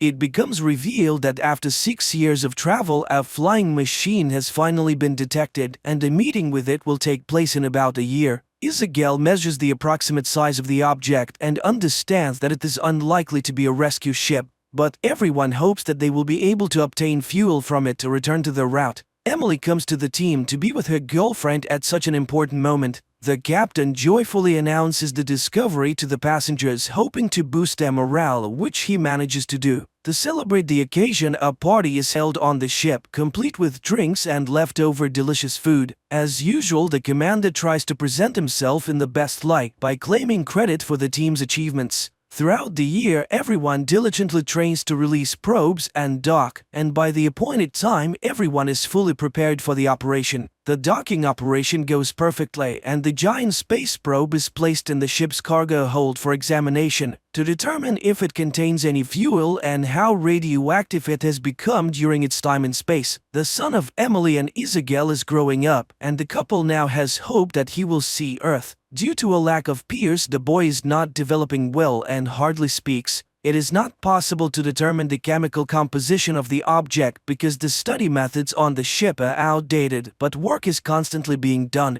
The captain declares that he does not consider it a mistake to give people hope, as it has brought stability to many. The roommate of Emily gets drunk at the bar and becomes too candid, causing panic to break out on the ship again. The captain takes notice of this and gets rid of the troublemaker at the first opportunity, even sending her body into open space but allowing for a memorial service for Emily. After taking an exhilarating pill, Emily goes to the bar where she meets Daisy and his friends again. The group has a fun time, but another accident occurs on the ship. An unknown object explodes and damages the equipment. Those who were working on the probe in the cargo hold at the time are lost forever. Upon inspection of the damage, the captain orders them to be disposed of while saving any useful clothing. Meanwhile, the Mimorobe returns home and asks Isabel for forgiveness, and it seems that everything is returning to a peaceful state. However, during the conversation, Emily realizes that her friend has developed mental disorders. After putting her son to bed, Emily shares her achievements at work with Isabel. The two women have a nice chat, and Emily is not worried about anything. Wishing her friend a good night, Emily leaves to finally connect the light screen she has long dreamed of creating. Everything works perfectly, and the remaining passengers on the ship marvel at the earthly landscapes with waterfalls and forests outside the window. As she listens to the words of gratitude, Emily plans to create new pictures. Emily runs to her cabin to hear the opinion of her family. She opens the door with the key, but it doesn't budge. Emily tries to fix the lock several times, but then realizes that something is blocking it from the inside. With effort, she finds a belt from a rope on the door handle, and Isabel is nearby. Coming to her senses a few seconds later, Emily runs to her son's room, but there she's met with a terrible sight. It's the 10th year of the journey. The captain gathers the few remaining passengers in the main hall and presents Emily with an award for creating the light screen. As she receives the medal from the commander, the young woman notices traces of a nervous breakdown on his wrist. Giving a speech, the captain tries to appear heroic in this situation and suggested they should be proud that they have gone farther than anyone has gone before. On the 24th year of the journey, only a few people remain alive. Old and wrinkled Emily leads a meeting of the survivors where they pray for strength to be sent to them. The ship has long been powerless and is floating in space like a piece of space junk. And almost 6 million years later, the spacecraft Aniara approaches an unknown planet in the constellation of Lyra.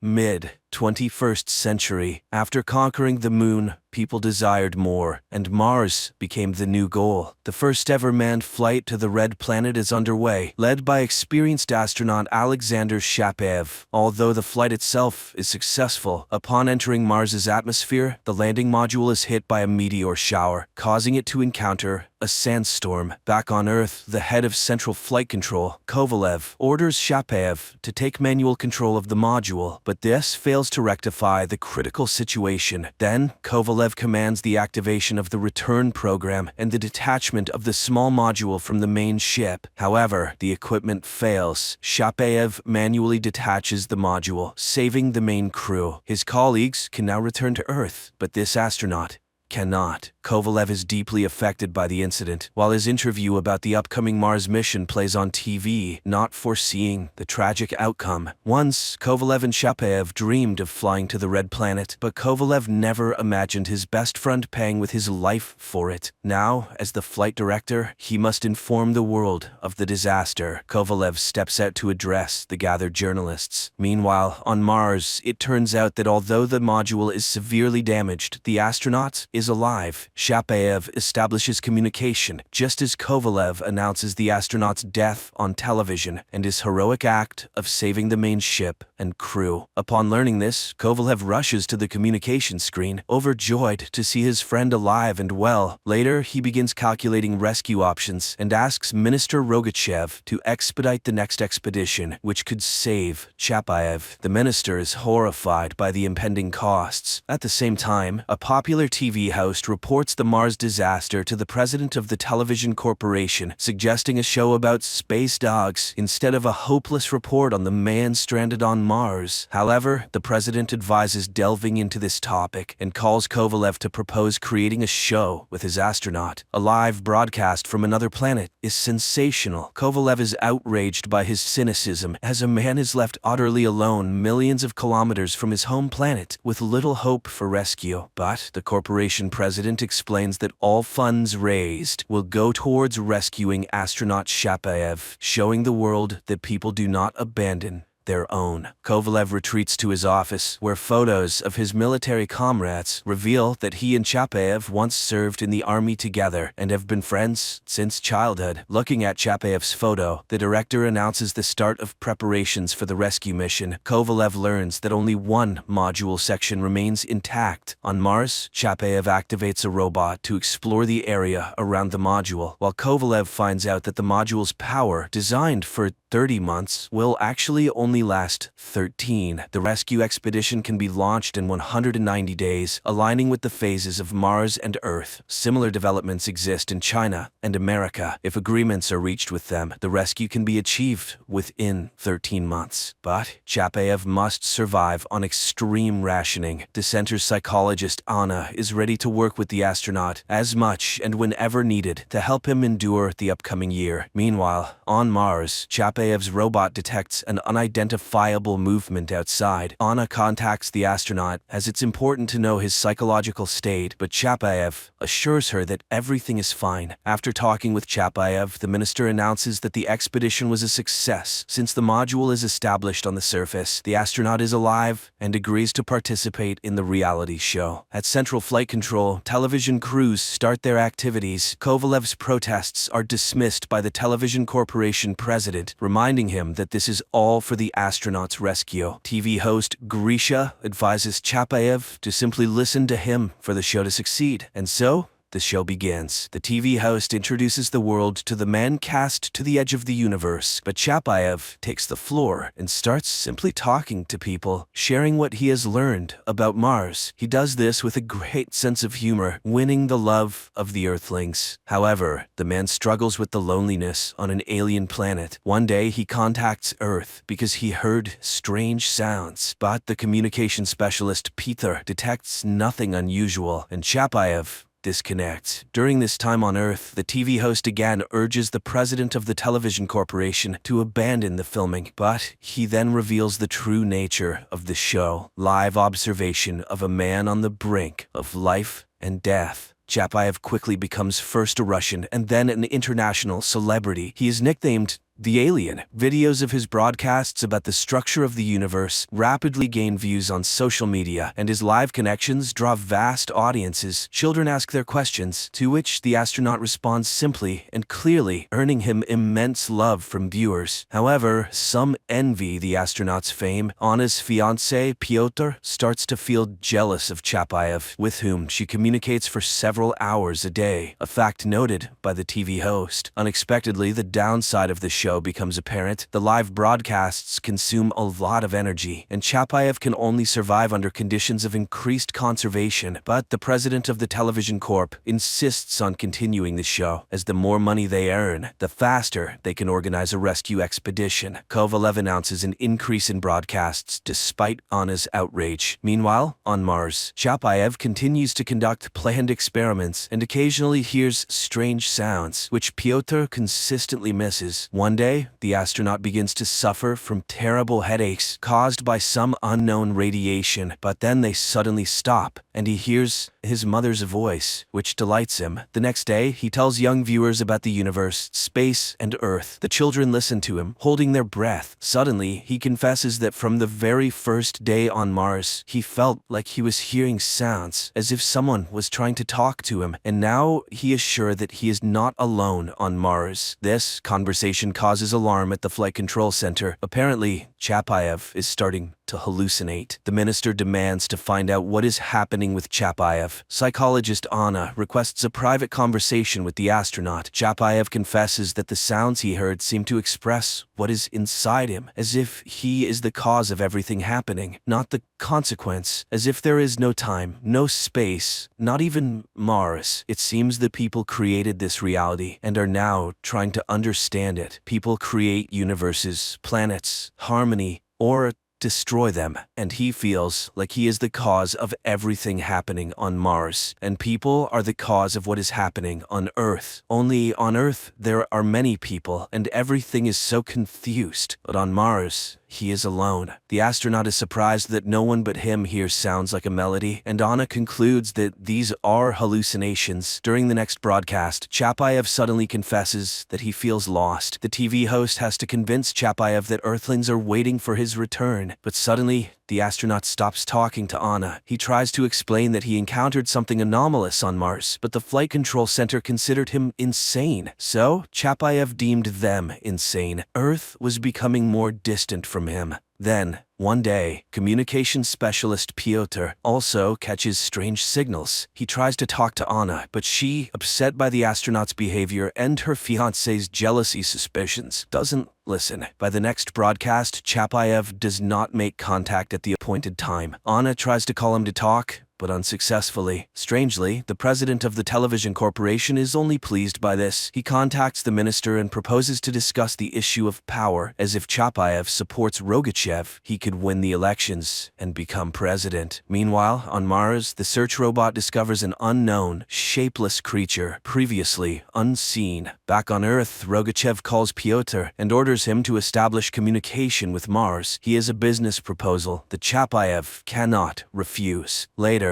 the astronaut goes on air with a rather strange message about life on Mars, showing a toy Martian. Then he agrees to participate in a new show called Chapayev Knows, where he starts giving advice in virtually all spheres of human life. He becomes the most popular person on the planet. Anna realizes that something is wrong, and one day she literally corners her fiancé, demanding he tell her everything he knows, and he confesses that there were indeed some sounds on Mars, but it's impossible to talk to Chapayev because all communication channels are blocked. The astronaut continues to explore Mars with the robot. Meanwhile, on Earth, Kovalev comes to the minister. The money is collected, and it's time to start the rescue expedition. But suddenly, the minister declares that rescue is impossible under any circumstances. Chapayev is a routine loss. The funds raised from the show have disappeared into thin air. The program is winding down, and Kovalev is fired.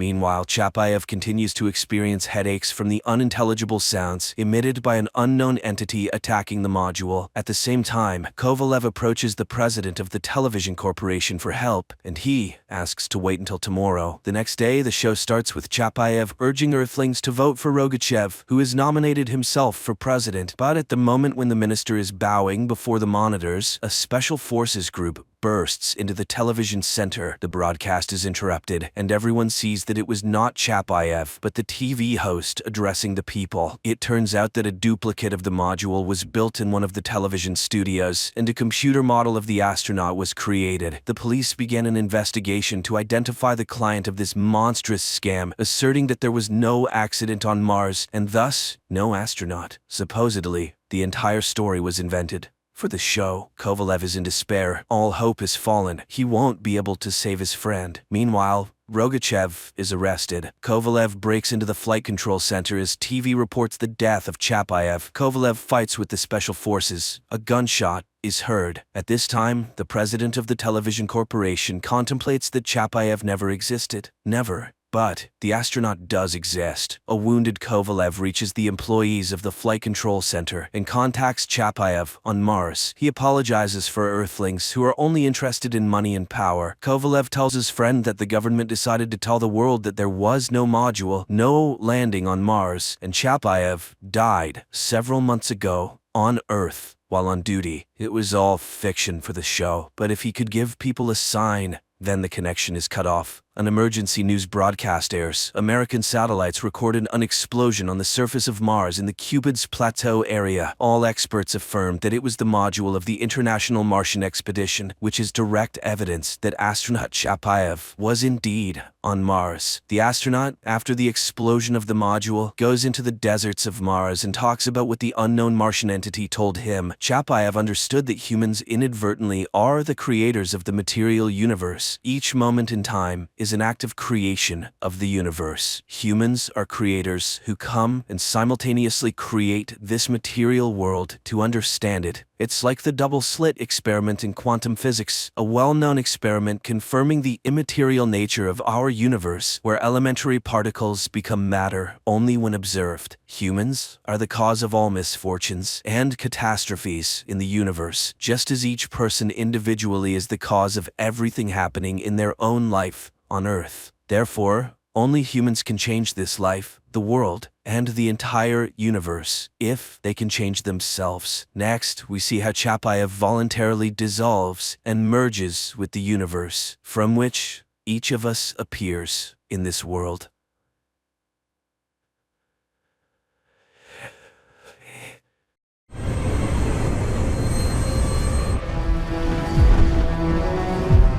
You, sir, are a scholar and a gentleman.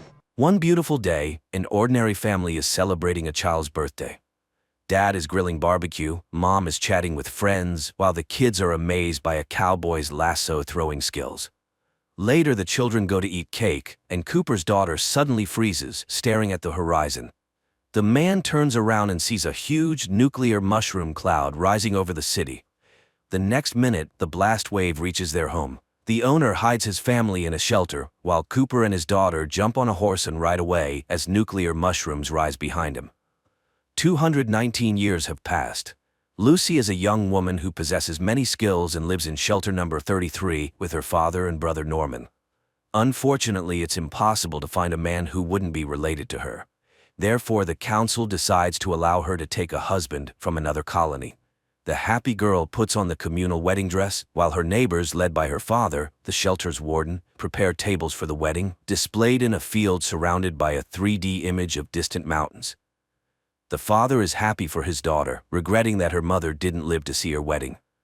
Then comes the moment when people head to the portal, guarded by the gatekeeper Chad, Lucy's cousin. He has long loved the girl but must admit the fairness of genetic ethics. The young man presses a button. The portal opens, letting in a delegation from a neighboring colony. Their leader reminds that for fresh blood, they must receive seeds and spare parts for machinery, and a young man is brought to Lucy. Their marriage is registered, and everyone sits at the tables. The shelter's residents notice that the guests are rather uncouth but decide not to focus on this.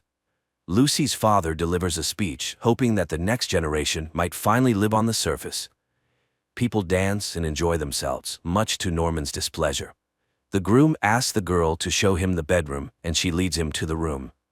The young couple begins to perform their duties while Norman patrols the colony and suddenly finds the body of one of the colonists. And Lucy unexpectedly hears a distant scream. She puts on a universal bracelet which instantly shows that her young husband is infected with radiation, indicating he came from the surface. Realizing he's been found out, he lunges at her and throws her against the wall. Dazed, the girl watches as the guy takes a knife and prepares to kill her. Lucy remembers her skills and tries to take the knife, but the man stabs her in the side. At that moment, an alarm sounds. The man gets distracted, and Lucy knocks him out with a vase hit to the head, then administers first aid to herself and rushes to the armory, where she finds a pistol and hurries to the room where her fellow tribesmen remained. She kills an alien she encounters, but upon leaving the room, she witnesses a real battle.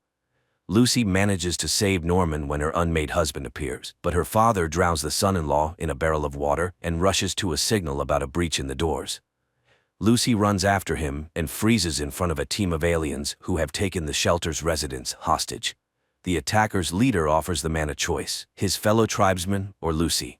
As the girl tries to understand what this means, her father locks her in a compartment, after which his captors take him with them from the surface when an explosion destroys the gates. Meanwhile, on the surface of the Earth, in the Brotherhood of Steel barracks, young men are beating one of them, Paladin Maximus. His friend helps the guy recover and leads him to classes where they are taught useful wasteland skills, as soon they will serve as knights. They are seekers and guardians and must be able to distinguish ancient artifacts. At this time, to the Paladin's great admiration, Steel Knights arrive at the base. Later, the friend leads Maximus to a hangar where their armor is stored to look at them. Later, Maximus hears cries of jubilation and finds out that some of them were promoted. Among them is his friend, who will become the assistant to Knight Titus. But in the morning, the barracks are awakened by a wild scream. It turns out that someone put a blade in the future assistant's boot, and the girl severely injured her foot. Maximus is arrested and led to the Brotherhood's leader. In the shelter, order is being restored. Lucy is stitching up her stomach wound, and people gather for a council meeting. She requests that a squad be assembled and sent to the surface to search for her father. However, the council refuses to do this. Lucy then gathers the necessary items and heads to the gates, accompanied by her brother. Chad rushes to go with her, but she sedates him and says goodbye to Norman. The gates open and the girl steps onto the surface. She surveys the world of sand, where traces of the past tragedy still linger, and walks towards the sea. Maximus is accused of maiming a comrade out of envy, but he denies it. The leader realizes the boy is not guilty and appoints him as an assistant to the Steel Knight. The next day, the leader assigns the knights and their assistants the task of finding an escaped scientist who has stolen a very important object. Knight Titus and Maximus load up on a helicopter and fly to their designated sector. At the same time, a band of bounty hunters lures a wild ghoul from the grave to find this scientist heading to the witch Moldaver, with whom the ghoul has old ties. Unexpectedly, the ghoul shoots the hunters and sets off on his own accord. Lucy travels across the surface and one day stops to camp near an abandoned house. She makes a fire and falls asleep by it. She awakens to strange sounds and sees a dog devouring a huge insect. A man sitting by her fire explains that the cockroaches not only survived the nuclear blasts, they mutated and are now very dangerous. He advises the girl to return to the shelter as she does not know the rules of the outer world. But Lucy is obliged to find her father. The man leaves. Meanwhile, the Steel Knight and Maximus land in the right sector. Near their landing spot, the fugitive scientist and his dog hide in a cave. Sometime later, the knight and his assistant arrive there. Maximus immediately finds the sought-after scientist's tracks, and the knight heads into the cave. Maximus is also forced to go with him, though he has no armor. Inside, a giant mutant cave bear attacks them. The knight engages in combat, but the beast overpowers him, and Titus suddenly starts to run. Maximus barely manages to kill the huge beast. The knight turns out to be a weak man who blames and insults the boy. Then Maximus refuses to revive the wounded knight and lets him die, deciding to find the fugitive himself. He dons the armor himself and learns to use it. The boy is amazed at how his strength has increased and the boundless opportunities that have opened up before him. Incidentally, he saves a weakling, although it turns out that the person was not very good.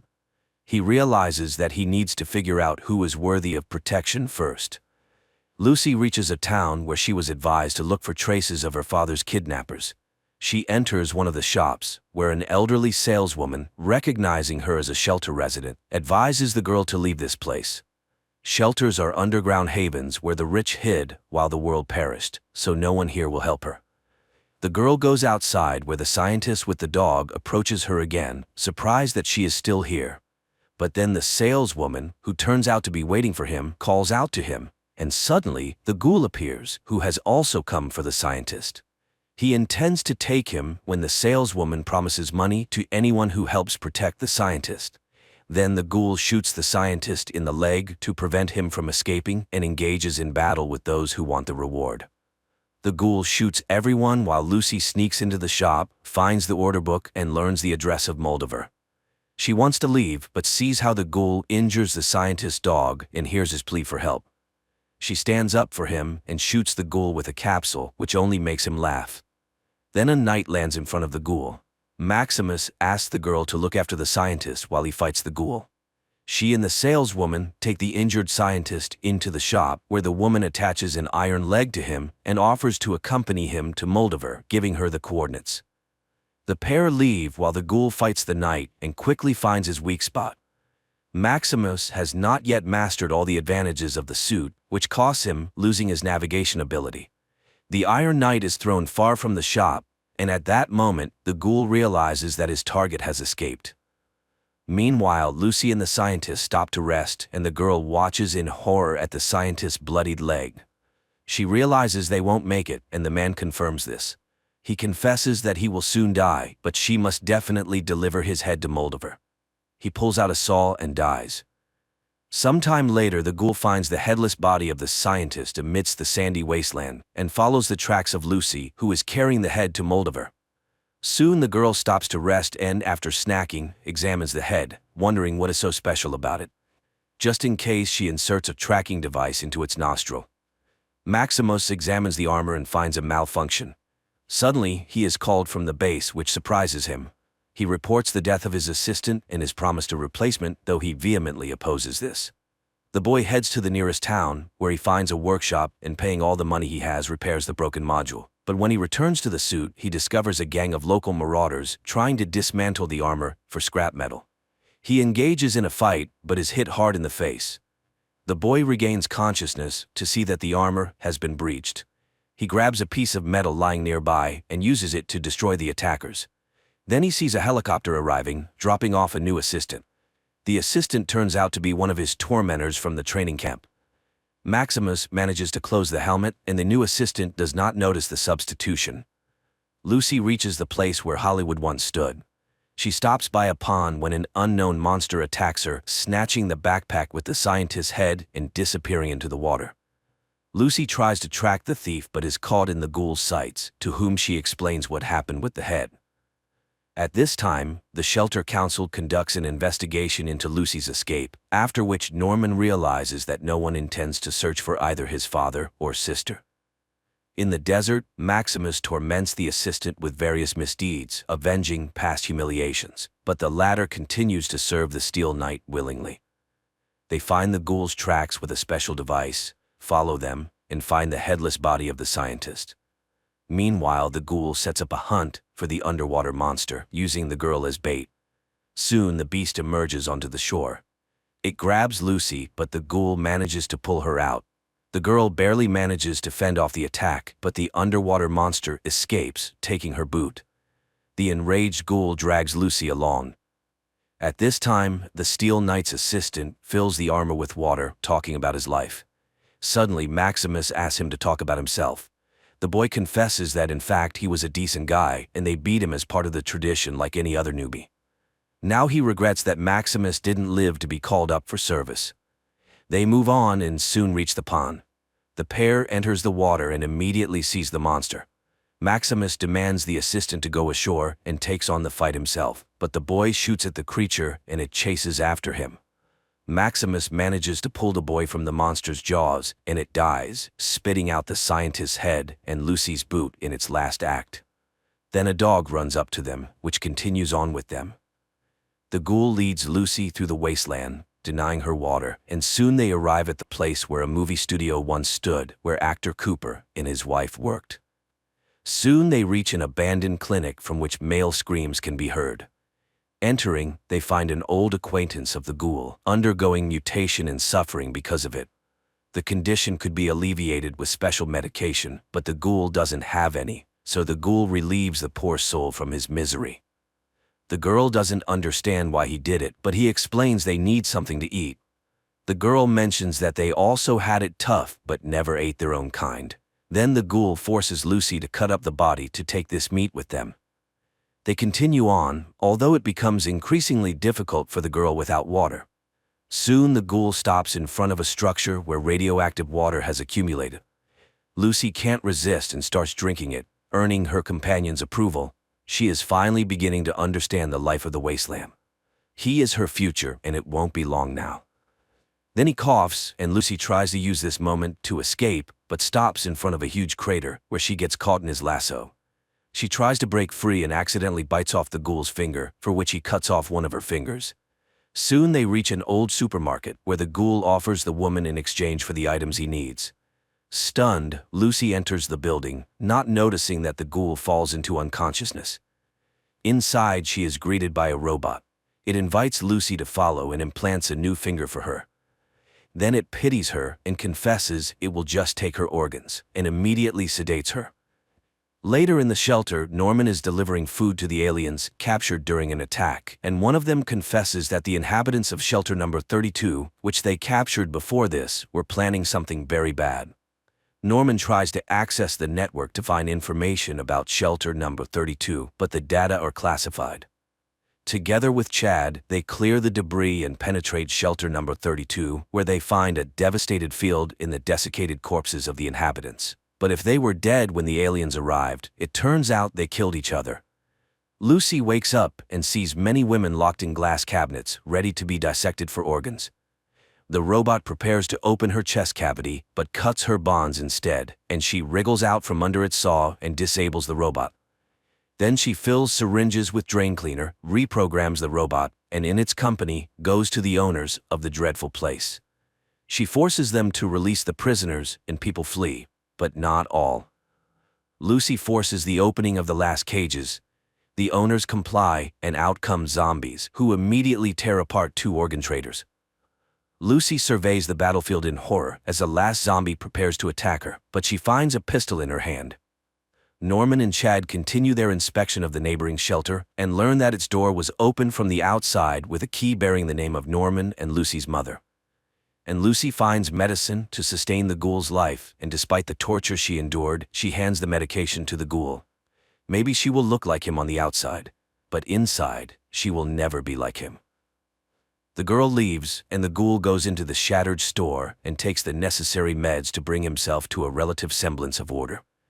Then he stuffs his hat with medicines. But then, he notices a video recorder, puts in an old tape where Cooper plays a cowboy, and sits down in front of the television. Maximus and his assistant settle down to rest. Thaddeus cannot contain his delight at being rescued, as knights rarely treat their assistants kindly. He asks to be branded. Maximus obliges and lifts his helmet. However, upon recognizing him, the assistant attacks, resulting in Maximus breaking his leg. But Thaddeus manages to extract a nuclear core from the armor, immobilizing the exoskeleton, and leaves, taking the scientist's head with him. Giant cockroaches immediately attack the immobilized suit. Maximus, terrified, awaits his death when the insects scatter from gunfire, and Lucy approaches the knight. She explains why she needs the scientist's head and helps the man out of the suit, and he gives her medication for radiation sickness. When Lucy recovers, she suggests they go after the head together, since she has a tracker.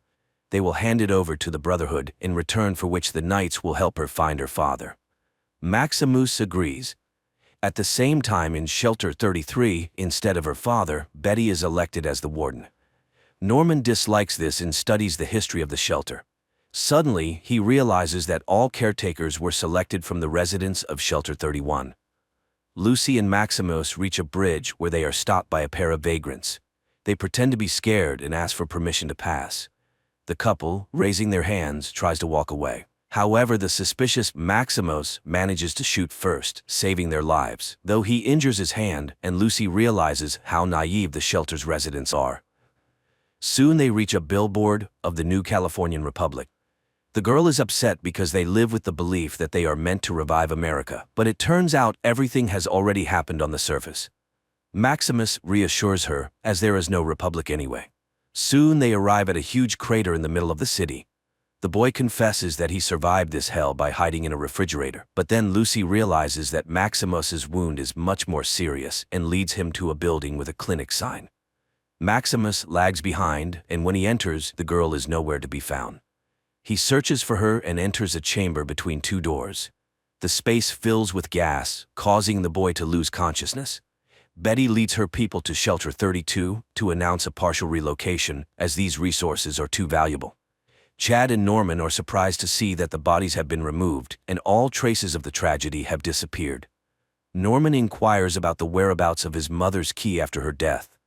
Betty confesses that they buried the woman with it. Maximus and Lucy come to in the shelter on stretchers.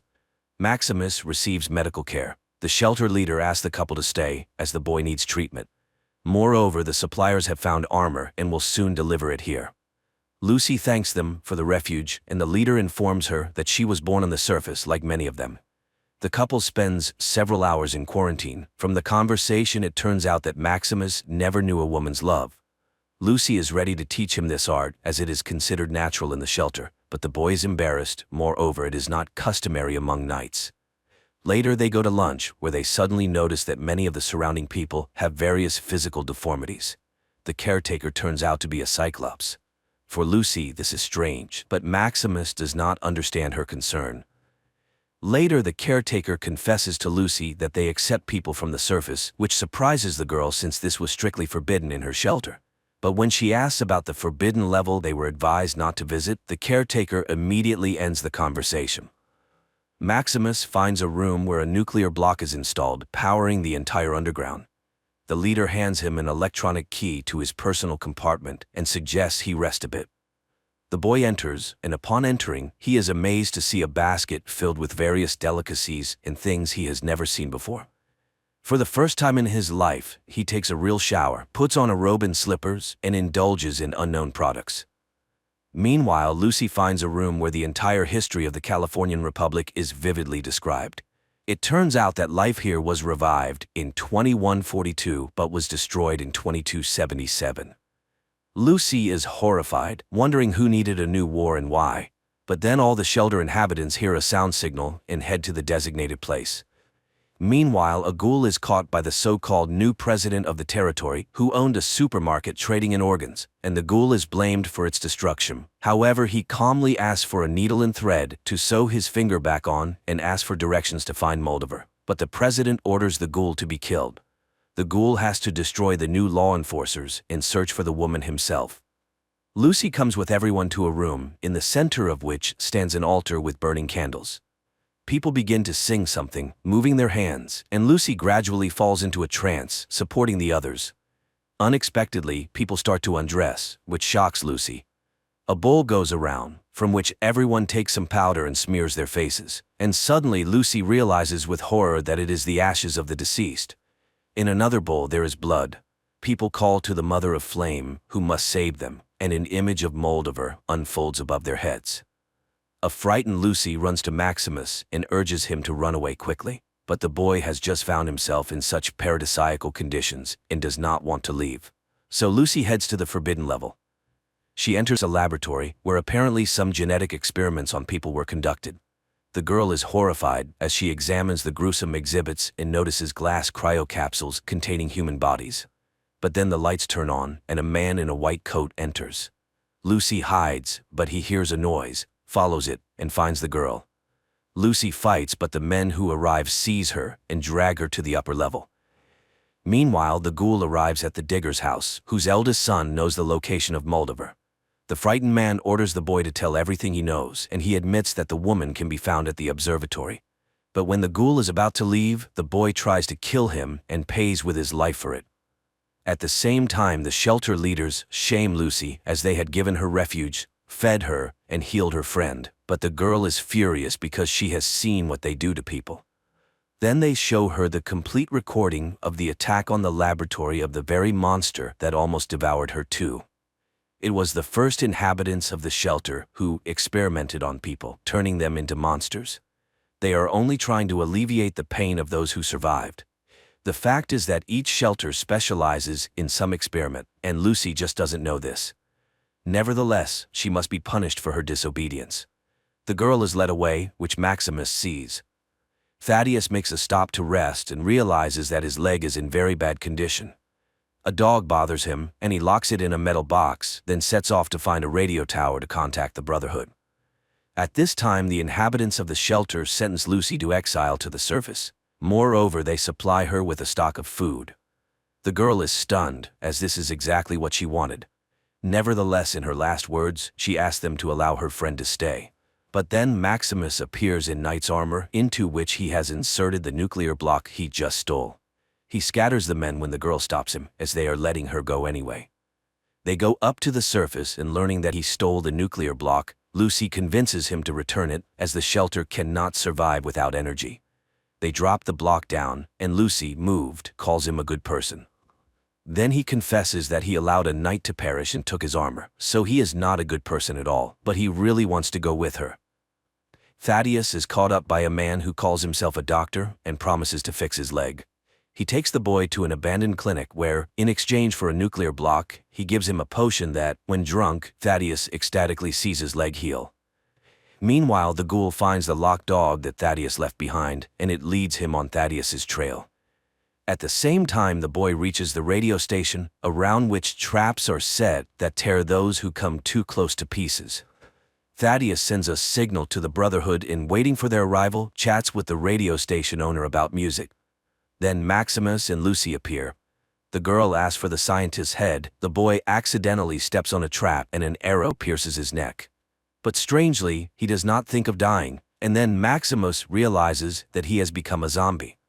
Thaddeus is upset. He should not have trusted the unfamiliar doctor, but now the path to the Brotherhood is closed for him, as they would kill him immediately.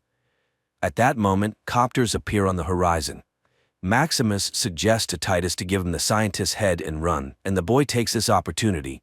Then Maximus gives the head to Lucy and picks up a head of some unfortunate lying nearby, torn apart in a trap. He asks the girl to run, and she kisses him and promises to wait in shelter 33. Some inhabitants of shelter number 33 begin to receive notifications about relocation to the neighboring block. Seizing the opportunity, Norman enters the caretaker system, deceitfully gains access to shelter 31, and heads there. The arriving servants take Maximus and bring him to the camp. The boy hands over the head he obtained to the leader and confesses that his knight perished. After finding nothing in the head, they sentence him to death. And then his friend confesses that she had cut her own leg because she was scared to go searching. Maximus shouts that he knows where to find the real head. The leader orders him to be released, and everyone prepares for a performance. At that time, Lucy reaches the observatory where her father is sitting in a cage. Sitting at the table, Moldaver greets the girl, who is horrified to see a dried-up, yet still living mummy seated next to the hostess. The girl is willing to give her the head in exchange for freedom. Moldaver extracts a vial from the head and offers to listen to the real story of her father. Although he begs his daughter not to listen, the woman begins her story. Meanwhile, Norman finds a robot with a human brain in the secret shelter 31, which immediately tries to inject him with something. The boy barely dodges the crazy machine. Moldaver's story transports Lucy to the distant pre-war years when actor Cooper, agitated by his wife's talks of an impending nuclear war, decides to follow her. He comes to her work and listens to a corporate council meeting through a bug he planted on his wife.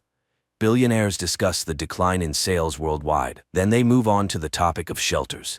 Someone does not understand their necessity, arguing that if anyone survives on the surface, those emerging from the shelters will simply be killed.